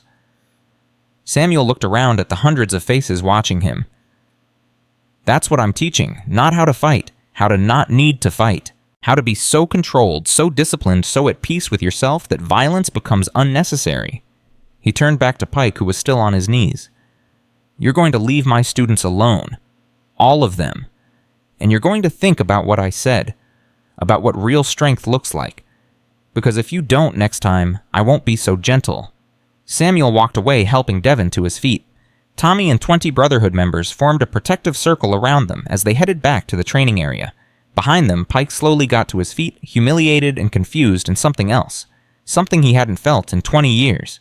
Respect. That night, Pike sat alone in his cell, thinking about what had happened. Thinking about how easily the old man had dismantled him. Thinking about what Samuel had said about strength and discipline and control. For the first time in his adult life, Pike wondered if maybe he'd been wrong about everything. The incident in the yard changed something fundamental in Riverside. Word spread not just through the prison, but to other facilities. The old man who'd fought 30 gang members and won. Who'd turned the most feared gang leader into a student. Who'd beaten the Aryan Brotherhood's top enforcer without breaking a sweat. Samuel Washington became more than a legend. He became a symbol. Letters started arriving from other prisons. Inmates asking for advice.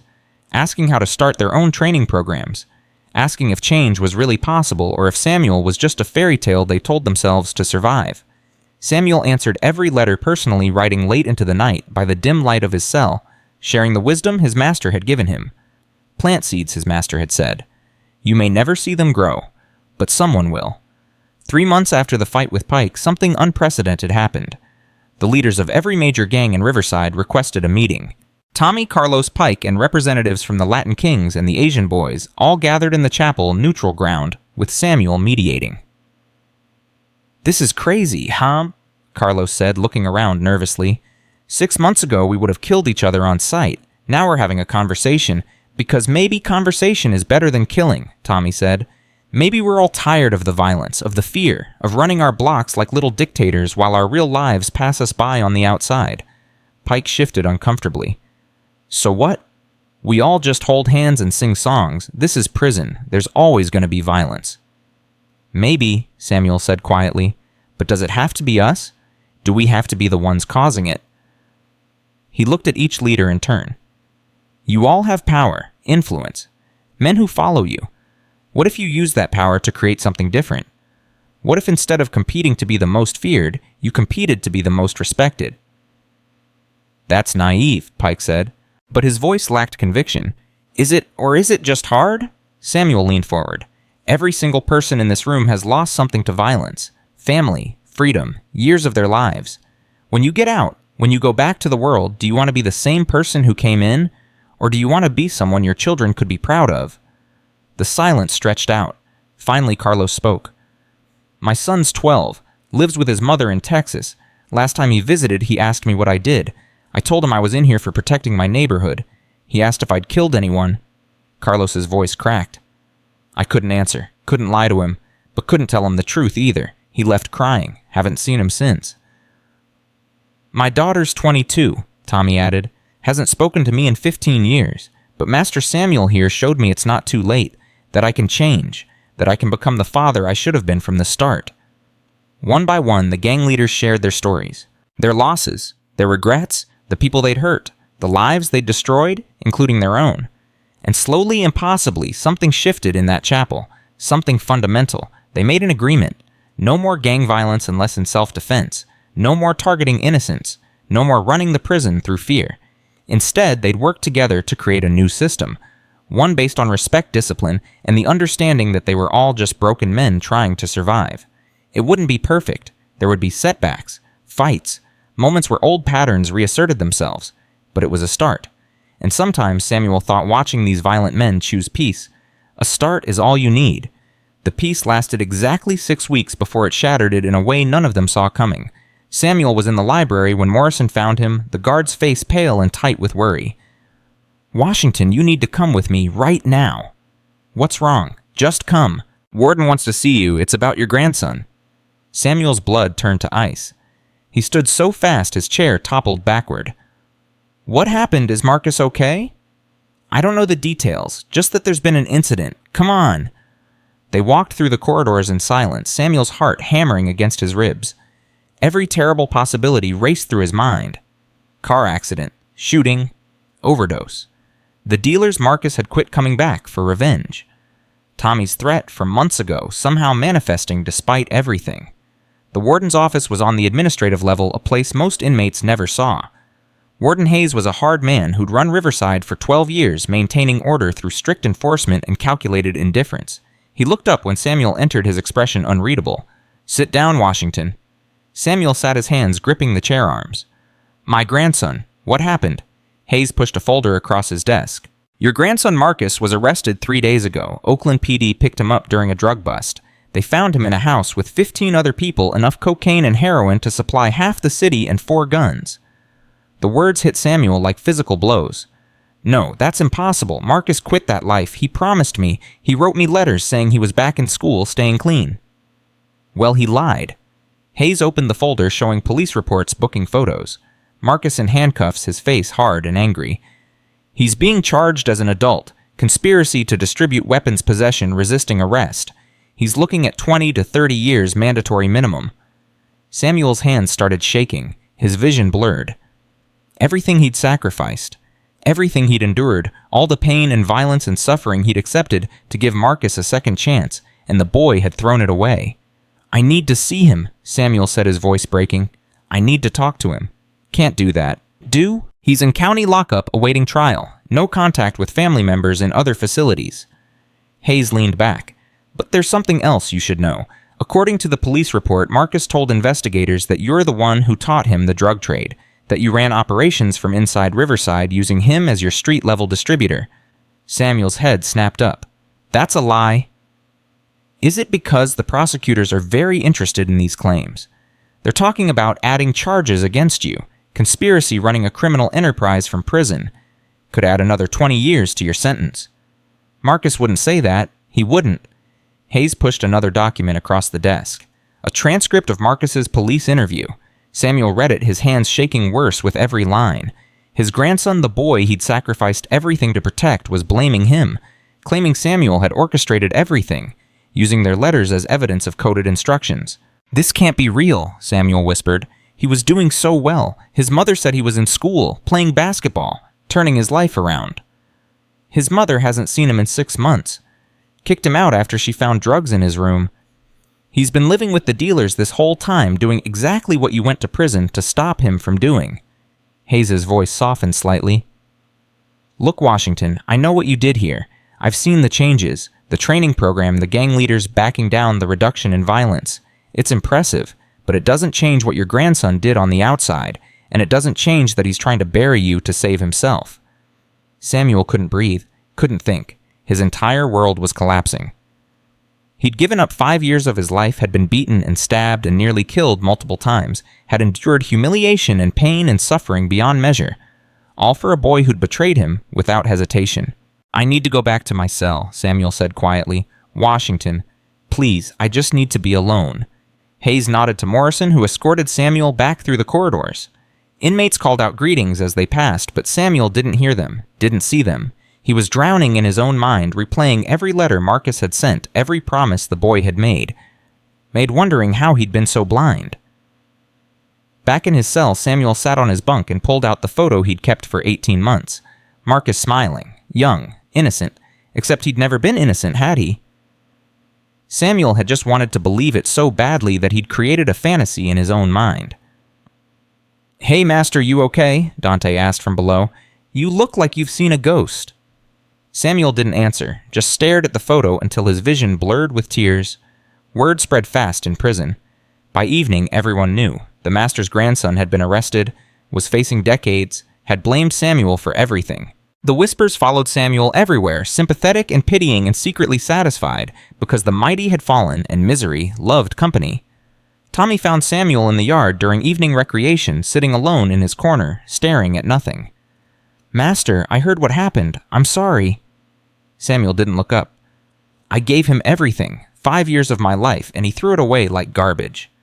Kids make mistakes. Hell, I made plenty. This wasn't a mistake. This was a choice. He went back to the life I sacrificed everything to pull him out of, and then he blamed me for it. Samuel's voice was hollow. What was it all for, Tommy? What was the point? Tommy sat down heavily beside him.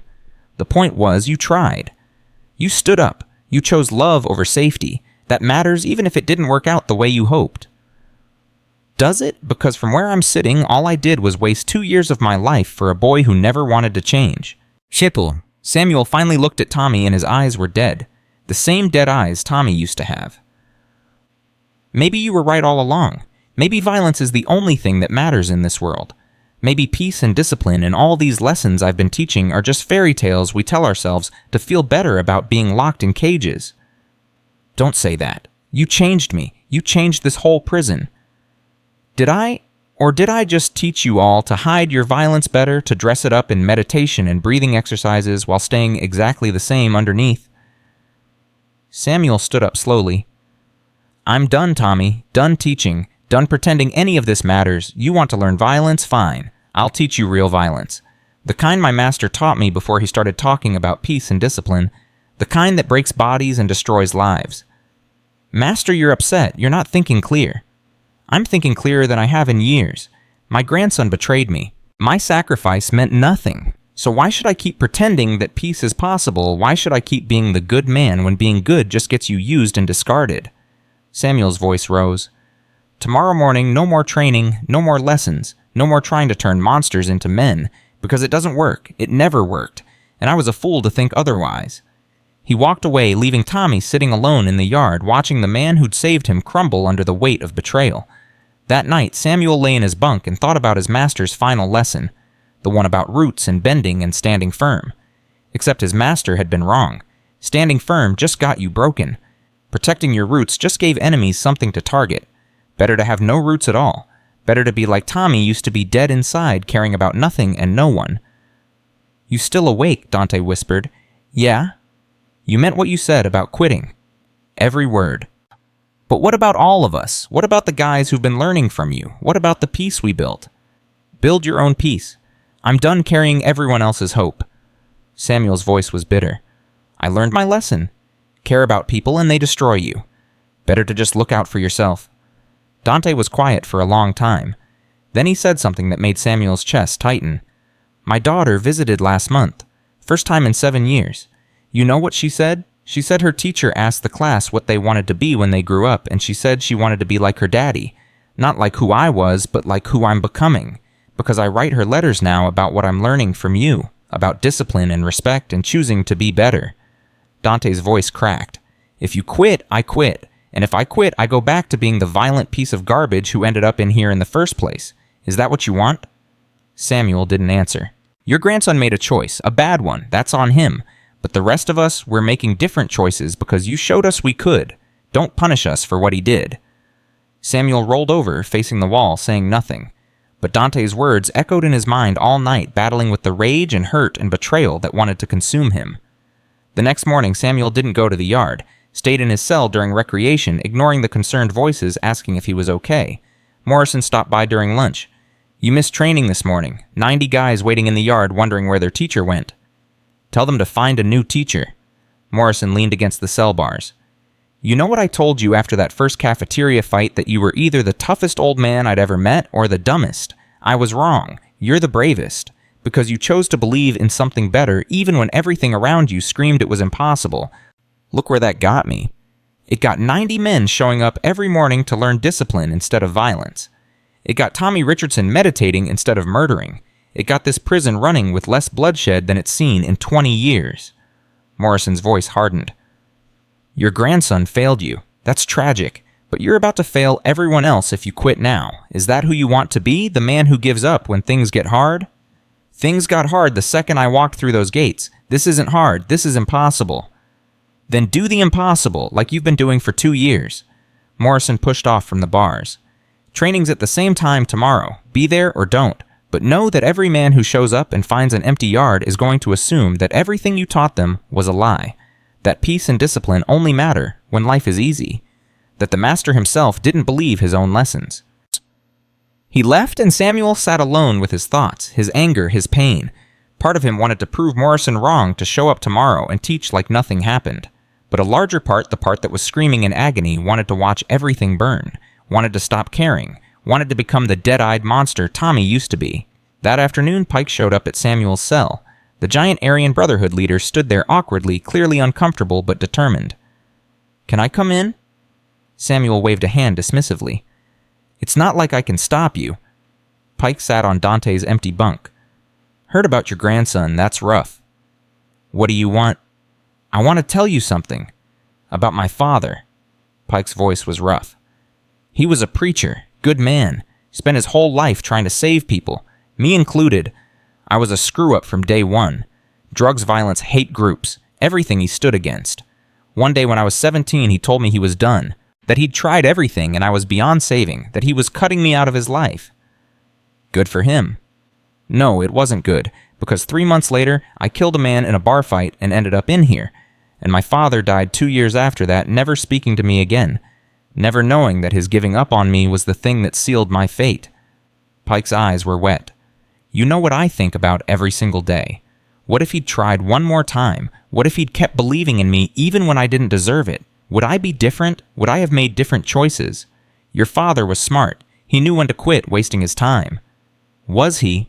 Because now I'm 53 years old, covered in hate tattoos, facing life without parole, and the last thing my father ever said to me was that I was worthless. That's his legacy. That's what his giving up created." Pike leaned forward. "You got a choice right now, Samuel. You can be my father. Give up and prove that all those lessons you taught were conditional.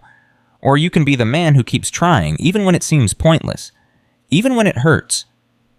Why do you care? Because you're the first person who ever looked at me and saw something other than a monster. Because your teaching gave me something I thought I'd lost forever. Hope." Pike stood up. "I ain't asking you to forgive your grandson. I'm asking you not to abandon the rest of us for what he did." He left, and Samuel was alone again with thoughts that wouldn't stop churning. Evening came. Samuel missed dinner, still locked in his internal war. Dante returned to find him sitting in the same position, staring at Marcus's photo. "You gonna burn that?" Dante asked quietly. "Maybe." "Can I tell you something first about that photo?" "If you must." "Every time I've seen you look at it over the past 2 years, you smile. Even when you're in pain. Even when you're exhausted. Even after you fought 30 guys and nearly died. That photo gives you strength. Reminds you why you're here. Why you endure." Dante climbed to his bunk. "Marcus betrayed that. Betrayed you. But burning the photo doesn't hurt him. It just takes away the thing that helped you survive." Samuel looked at the photo, at his grandson's smiling face. The boy he'd loved. The boy he'd sacrificed everything to protect. The boy who'd destroyed him. But Dante was right. This photo wasn't about Marcus anymore. It was about Samuel's choice to love even when it cost him everything. His choice to sacrifice even when it wasn't appreciated. His choice to be the kind of man who stood up for family no matter what. Burning it wouldn't change what Marcus did. It would only change who Samuel was. He put the photo away carefully like always. I'm still angry. Good. Be angry. Be hurt. Be betrayed. But don't let it change who you are. Don't let Marcus take that from you too. That night, Samuel dreamed of his master. They were back in the mountains of China, young Samuel training while the old man watched. Why do we train? The master asked. To become strong. No, we train to become ourselves, our truest selves. The version of us that exists when all the fear and anger and pain is stripped away. The master smiled. Samuel, one day, someone you love will betray you, will hurt you so badly you'll want to quit everything you've learned, want to become hard and cold and dead inside. What do I do when that happens? You remember that their betrayal is their journey, not yours. Their choices belong to them, but your response belongs to you. And how you respond to betrayal defines you more than how you respond to love. Samuel woke up with tears on his face, his master's words echoing in his mind. He'd been so focused on Marcus's betrayal that he'd forgotten about his own journey, forgotten that he'd come to Riverside to protect his grandson but had found something else here. Purpose, meaning, a chance to turn violence into peace. Marcus had taken away Samuel's reason for being here, but he couldn't take away what Samuel had built. The 90 men waiting in the yard, Tommy's transformation, Pike's hope, Devon's courage, the peace that had replaced chaos. That belonged to Samuel, and no betrayal could take it away unless he let it.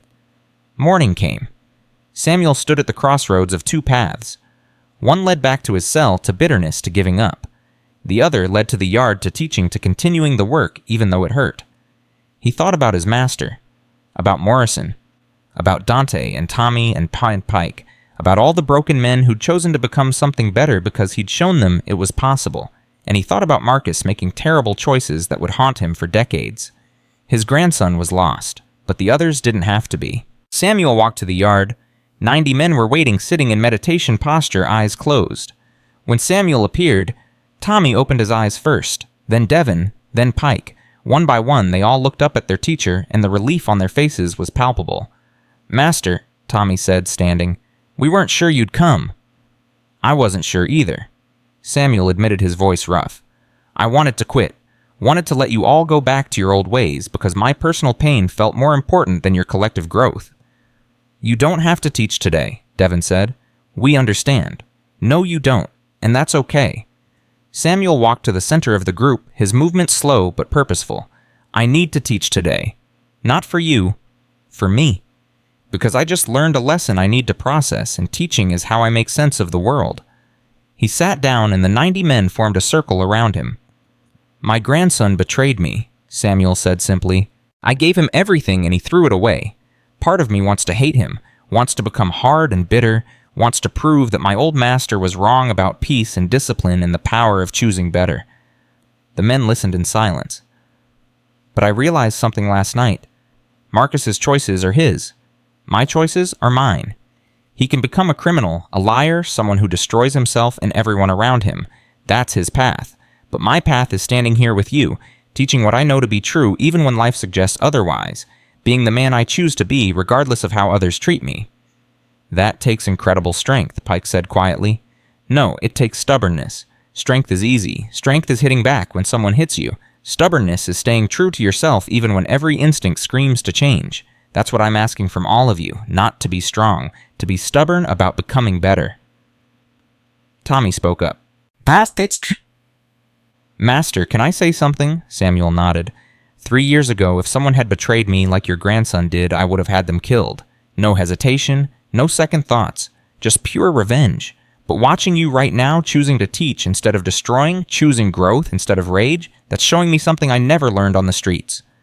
Tommy's voice was thick with emotion. That real power isn't about what you can destroy. It's about what you can build even after someone tries to destroy you. The men murmured agreement. So what do we do? Devon asked. How do we keep going when the people we love let us down? Samuel thought about it. We accept that love is a risk, that opening your heart means someone can hurt you, but we do it anyway because the alternative is becoming closed off dead inside, incapable of connection.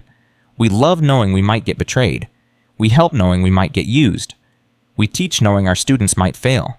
And we do it all anyway because that's what it means to be fully human. He stood up slowly, his old body aching.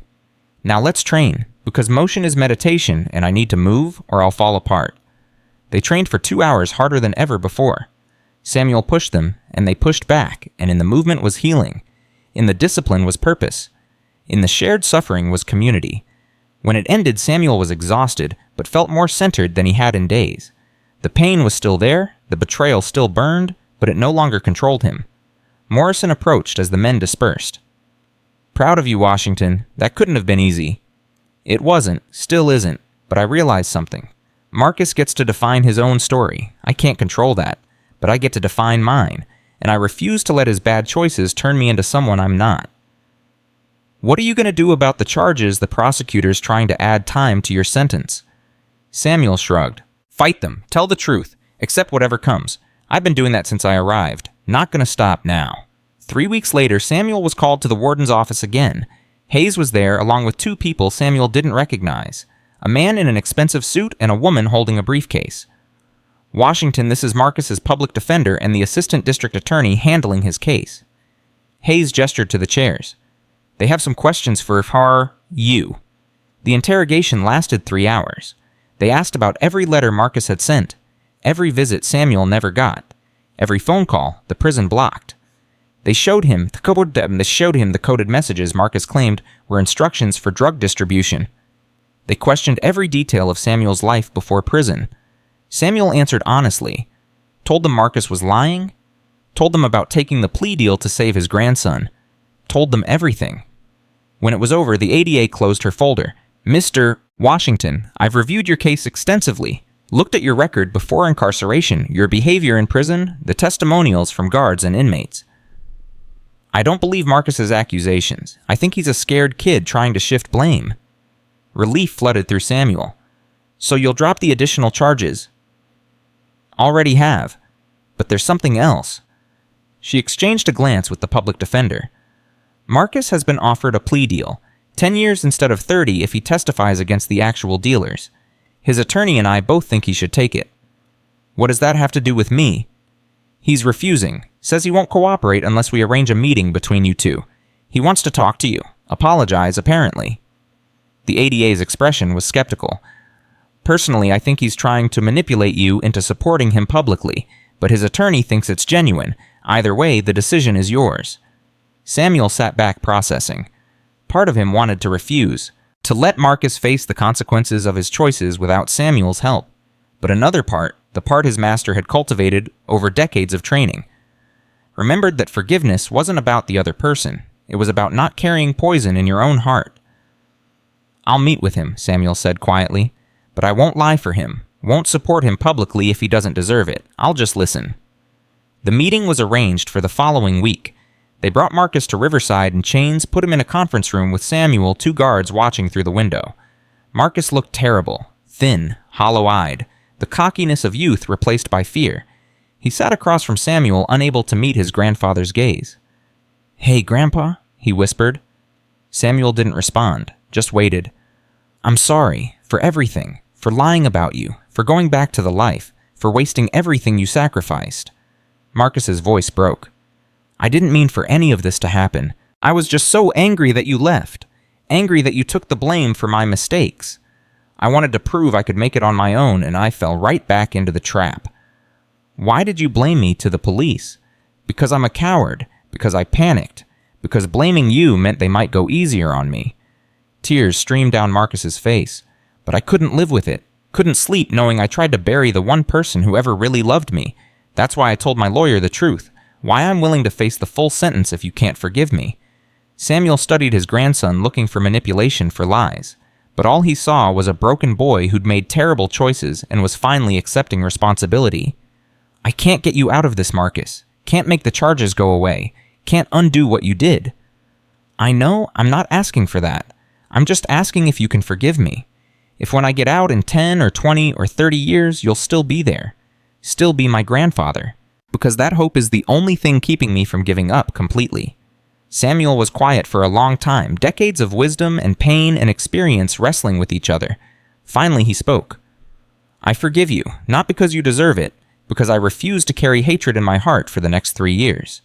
But forgiveness doesn't mean trust that you have to earn back, and it's going to take a long time.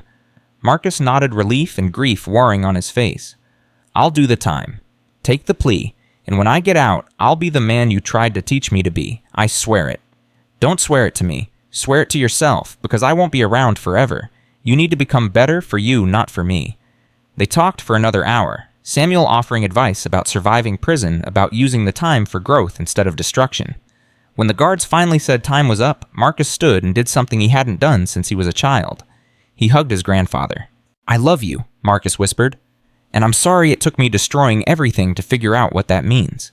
Samuel hugged him back, feeling the boy's ribs through his prison jumpsuit, feeling how much Marcus had suffered. I love you too. Now go make better choices. Back in his cell that night, Samuel felt lighter. The betrayal still hurt, but the poison was draining out. Marcus wasn't fixed, wasn't healed. But he was choosing accountability, and that was a start. Dante noticed the change immediately.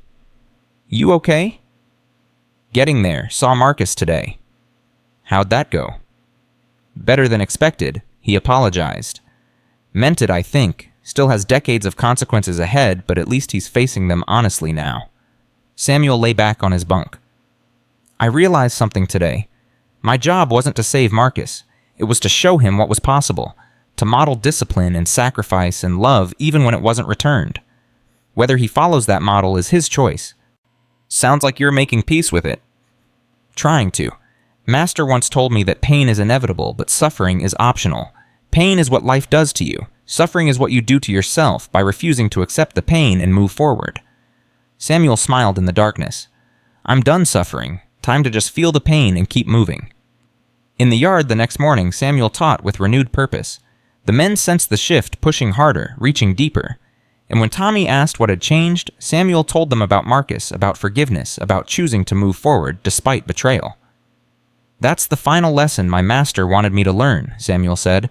That true mastery isn't defeating enemies, it's transforming them. And when you can't transform them, it's refusing to let them transform you. Marcus chose his path, but I still get to choose mine.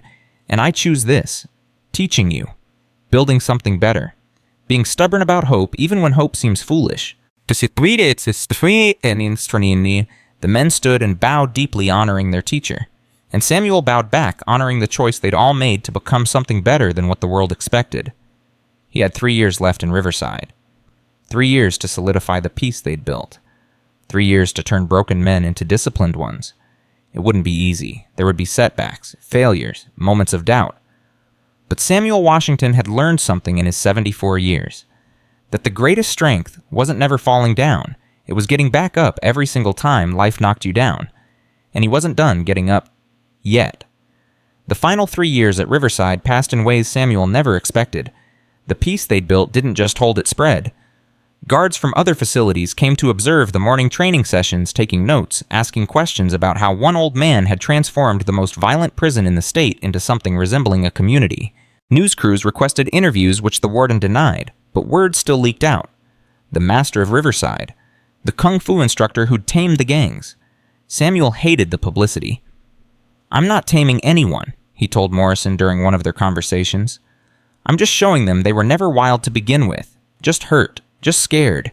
Just responding to violence the only way they knew how. Whatever you want to call it, it's working. We've had 2 deaths in 3 years. 2. We used to average 15 annually. Morrison shook his head in wonder. You've saved lives, Washington, more than you'll ever know. But the real changes were quieter, more personal. Tommy Richardson's transformation continued.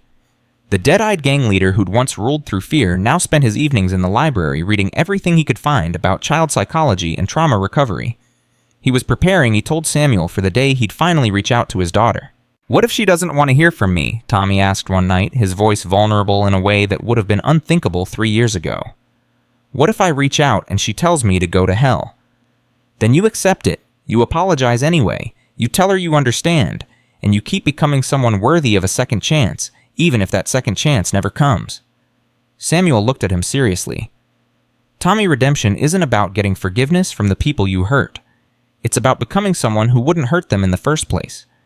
Your daughter may never speak to you again, but you can still be a better man, for yourself, for the men who look up to you now, for the world you'll rejoin in 6 months. 6 months. Tommy was getting released soon and the brotherhood was dissolving, not through violence or conflict, but through choice. Tommy had declared the gang finished, told his members they were free to find their own paths. Some joined other groups. Most stayed unaffiliated, continuing Samuel's training, building new identities based on discipline instead of destruction. Pike was teaching classes now too, helping Samuel with the growing number of students. The former Aryan Brotherhood leader had renounced his racist beliefs, covered his hate tattoos with new ink depicting mountains and rivers and peaceful imagery.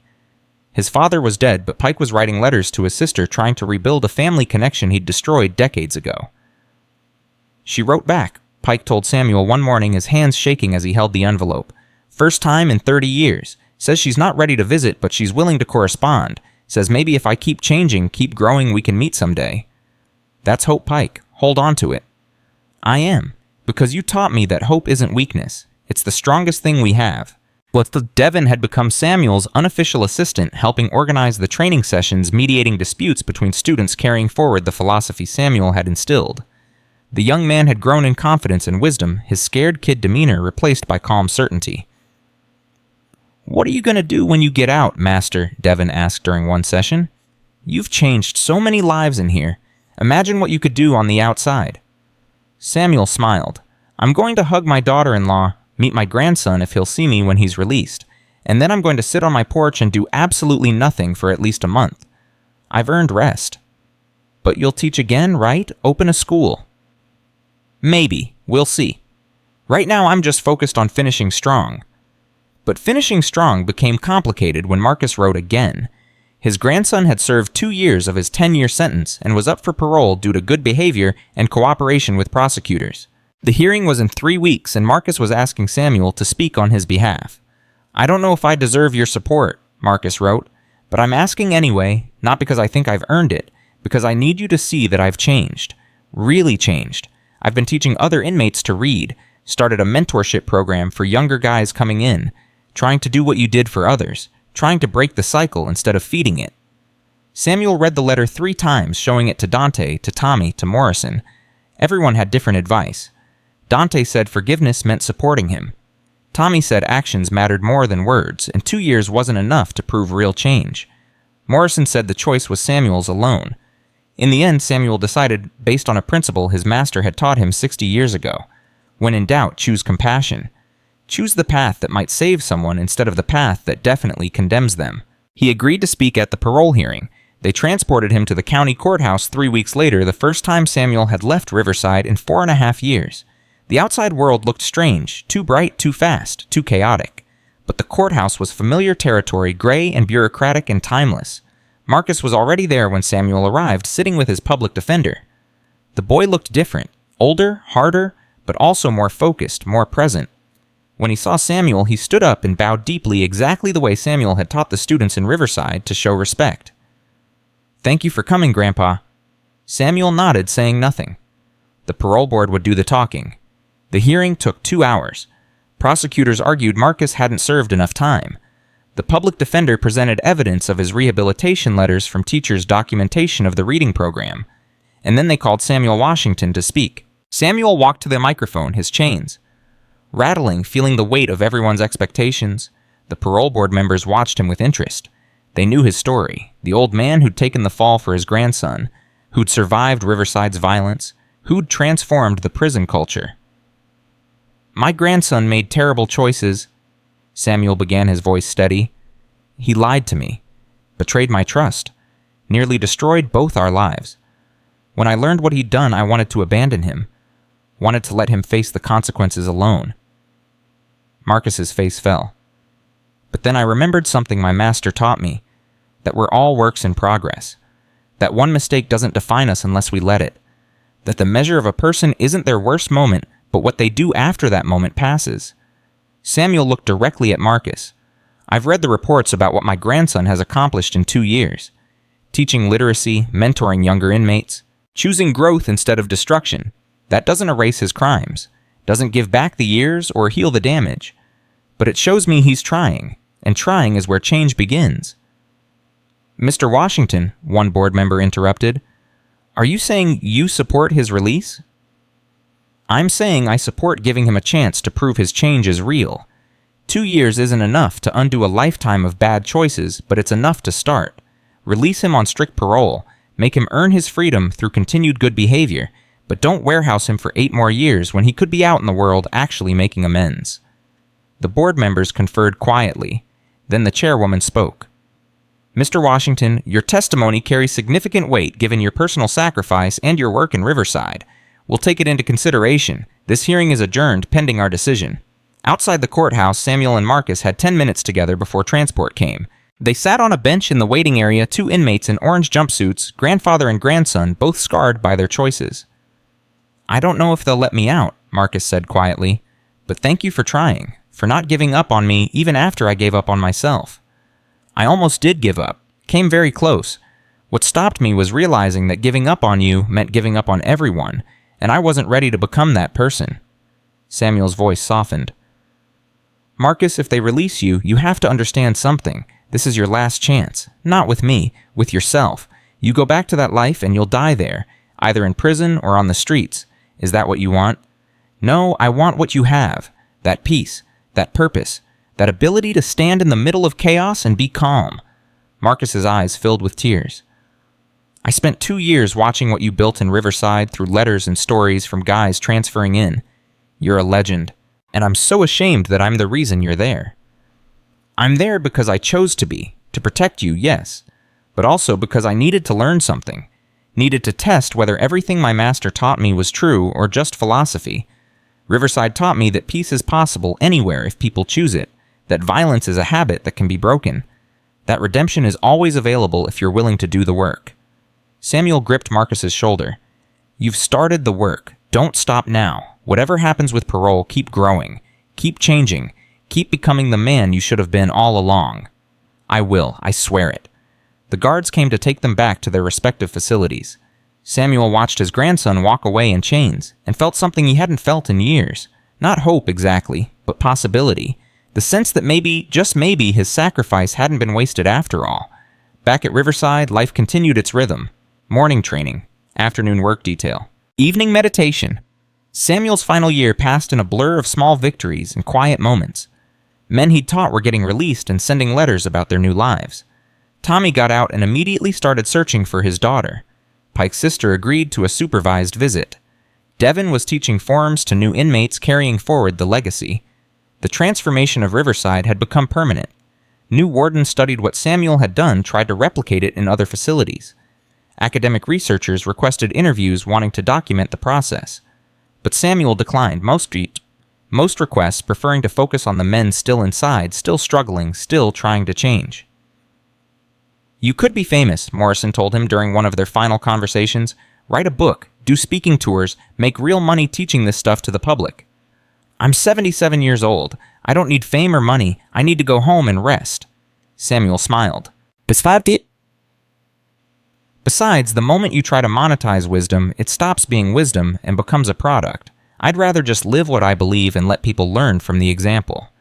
"You're a rare man, Washington." "No, just a stubborn one who refused to let violence define him." 2 weeks before his release date, Samuel received a letter that changed everything. It was from Tommy Richardson, writing from the outside.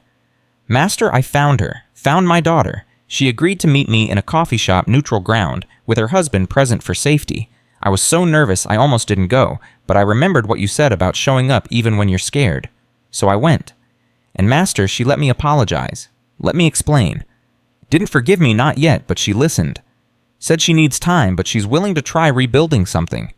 I have a grandson, Master, a 2-year-old boy I've never met. She showed me pictures and I cried right there in the coffee shop. Cried? Cried because I'd wasted so much time being a monster when I could have been a father, a grandfather. But you taught me it's never too late. So I'm working now, construction job, honest work, saving money, taking parenting classes even though my daughter's grown, trying to become someone my grandson won't be ashamed to know someday. Thank you for not giving up on me when everyone else did. Thank you for showing me that monsters can become men if they choose to. I'll never forget what you did for me, for all of us. When you get out, please come visit. I want you to meet them. Want them to meet the man who saved their father. With deep respect and gratitude, Thomas Richardson. Samuel read the letter 3 times, tears streaming down his weathered face. This was why he'd endured. Why he'd fought. Why he'd chosen peace over violence every single day. Because somewhere out there a little boy would grow up with a grandfather who'd learned to be better, who'd broken the cycle, who'd chosen transformation over destruction. Good news, Dante asked, seeing Samuel's tears. The best news, Tommy found his daughter. He's rebuilding his life. Doing it right this time. Because of you. No, because of him. I just showed him the door. He's the one who walked through it. The final week arrived faster than Samuel expected. Men he'd taught for years came to say goodbye, to thank him, to promise they'd continue the work. Pike gave him a drawing he'd made a mountain landscape with a single figure sitting in meditation at the peak. Devin gave him a journal filled with forms and techniques Samuel had taught, preserving the knowledge for future students. Even Carlos the Serpent Leader, who'd once tried to kill him, came to pay respects. You changed this place, old man, Carlos said, extending his hand. Changed me too, even though I fought it. I'm getting out next year. Gonna try to be different. Gonna try to be like you showed us. Samuel shook his hand. Don't be like me. Be like yourself. Just the best version. That's all any of us can do. On his last morning, Samuel woke before dawn and went to the yard one final time. The sun was rising over the prison walls, painting everything gold and orange and beautiful. He did his forms slow and precise, the movements as familiar as breathing. 65 years he'd been practicing these techniques. They'd carried him through grief, through violence, through the darkest moments of his life. The other students joined him, over 100 men now moving in synchronized motion. When they finished, they all bowed to Samuel, holding the position for a full minute in silence. It was the deepest sign of respect in martial arts, reserved for masters who'd truly earned the title. Samuel bowed back, honoring them. Continue the work. Teach others. Break the cycle. That's how you honor what we built here. Not by remembering me, but by becoming the men you were always meant to be. Morrison came to escort him to processing. Your ride's here, Washington. Time to go home. Samuel walked through Riverside one last time, seeing it with new eyes. It wasn't the nightmare prison he'd entered 5 years ago. It was a place where broken men were learning to heal, where violence was being replaced with discipline, where hope had taken root in the hardest soil imaginable. In the processing room, they gave him back his civilian clothes, his wallet, the watch his master had given him 60 years ago. Everything looked smaller than he remembered relics from a life that felt like it belonged to someone else. The front gate opened and Samuel Washington walked out of Riverside State Penitentiary a free man. His daughter-in-law was waiting in the parking lot, leaning against a car older than he remembered, but smiling through tears. She ran to him and hugged him so tight his ribs ached. Welcome home, Samuel. Welcome home. They drove through Oakland and everything was familiar yet strange. The streets he'd known all his life looked different after 5 years away. Or maybe he was different. Probably both. Marcus got paroled, his daughter-in-law said as they drove. He's living in a halfway house working construction, doing really well. He wants to see you but doesn't know if you're ready. I'm ready. Tell him to come for dinner next week. She looked at him in surprise. You forgave him. I'm working on it. Forgiveness is a process, not an event, but I'm willing to try if he is. At home, everything was exactly as he'd left it. His small house, his garden overgrown but still alive, his training room in the garage dust-covered but intact. Samuel walked through each room, reacquainting himself with a life he'd thought was over. Then he went to the garage, swept the dust away, and hung his master's portrait back on the wall where it belonged. I did it, Samuel said to the portrait. I survived. I grew. I learned the final lessons. I passed them forward. I became the man you trained me to be. The old master in the portrait smiled. Captured forever in ink and paper, the wisdom of ages in his eyes. That night, Samuel sat on his porch and watched the sunset. Neighbors came by to welcome him home, to ask about prison, to tell him he was a hero for taking the fall for Marcus. He deflected the praise, insisting he'd just done what any grandfather would do. But alone in the darkness, Samuel thought about what he'd really accomplished. He'd gone to prison to save one boy and ended up changing hundreds of men. Had entered a place of violence and created peace. Had been broken and rebuilt himself stronger. Had learned that his master's teachings weren't just philosophy, but practical truth that could transform even the darkest places. Marcus came for dinner the following week, nervous and apologetic and genuine. They ate in awkward silence at first, neither knowing what to say. Then Samuel asked Marcus to tell him about the reading program he'd started in prison. Marcus's face lit up. It started with this kid who couldn't read. He was 19, functionally illiterate, and everyone was making fun of him. I remembered how you used to say that teaching is the highest form of learning, so I offered to help him. Then other guys asked. Now there's a whole program. We're teaching 20 guys how to read. You're breaking the cycle, Samuel said quietly. Giving them tools they need to build different lives. That's good work, Marcus. Important work. I learned it from watching you. From the letters you sent describing what you were doing in Riverside, you showed me that one person can make a difference if they choose to try. They talked for hours, rebuilding something that had been shattered. It wasn't perfect. The trust was still broken. But they were trying, and trying was enough. Over the next few months, Samuel settled into his new life. Or rather, his old life resumed. He started teaching classes in his garage, just a few students at first. Word spread that the master of Riverside was teaching again, and soon he had 20 students, then 30. He taught them what he'd taught the men inside. Discipline over violence. Peace over chaos. The understanding that true strength came from controlling yourself, not dominating others. Tommy came to visit with his daughter and grandson. Samuel met the little boy who would grow up with a grandfather who'd changed, who'd chosen better, who'd broken the cycle of violence that could have destroyed their family. They spent the afternoon together, and Samuel saw in Tommy's eyes something he never thought he'd see. Peace. Actual peace. Pike wrote regularly, sending updates about his relationship with his sister. They'd met several times now, were slowly rebuilding what had been destroyed. He'd removed most of his hate tattoos, was working in a landscaping business, was becoming someone new. Devin got released and immediately came to train with Samuel. I want to open a school someday, Devin said. Want to teach what you taught me. Want to give other kids what you gave us. Then do it. But remember, you're not teaching fighting. You're teaching life. The martial arts are just the vehicle. Letters arrived daily from men still inside Riverside. They wrote about their progress, their struggles, their hope. They wrote about the peace holding about new inmates joining the training, about guards and wardens from other facilities coming to learn the system.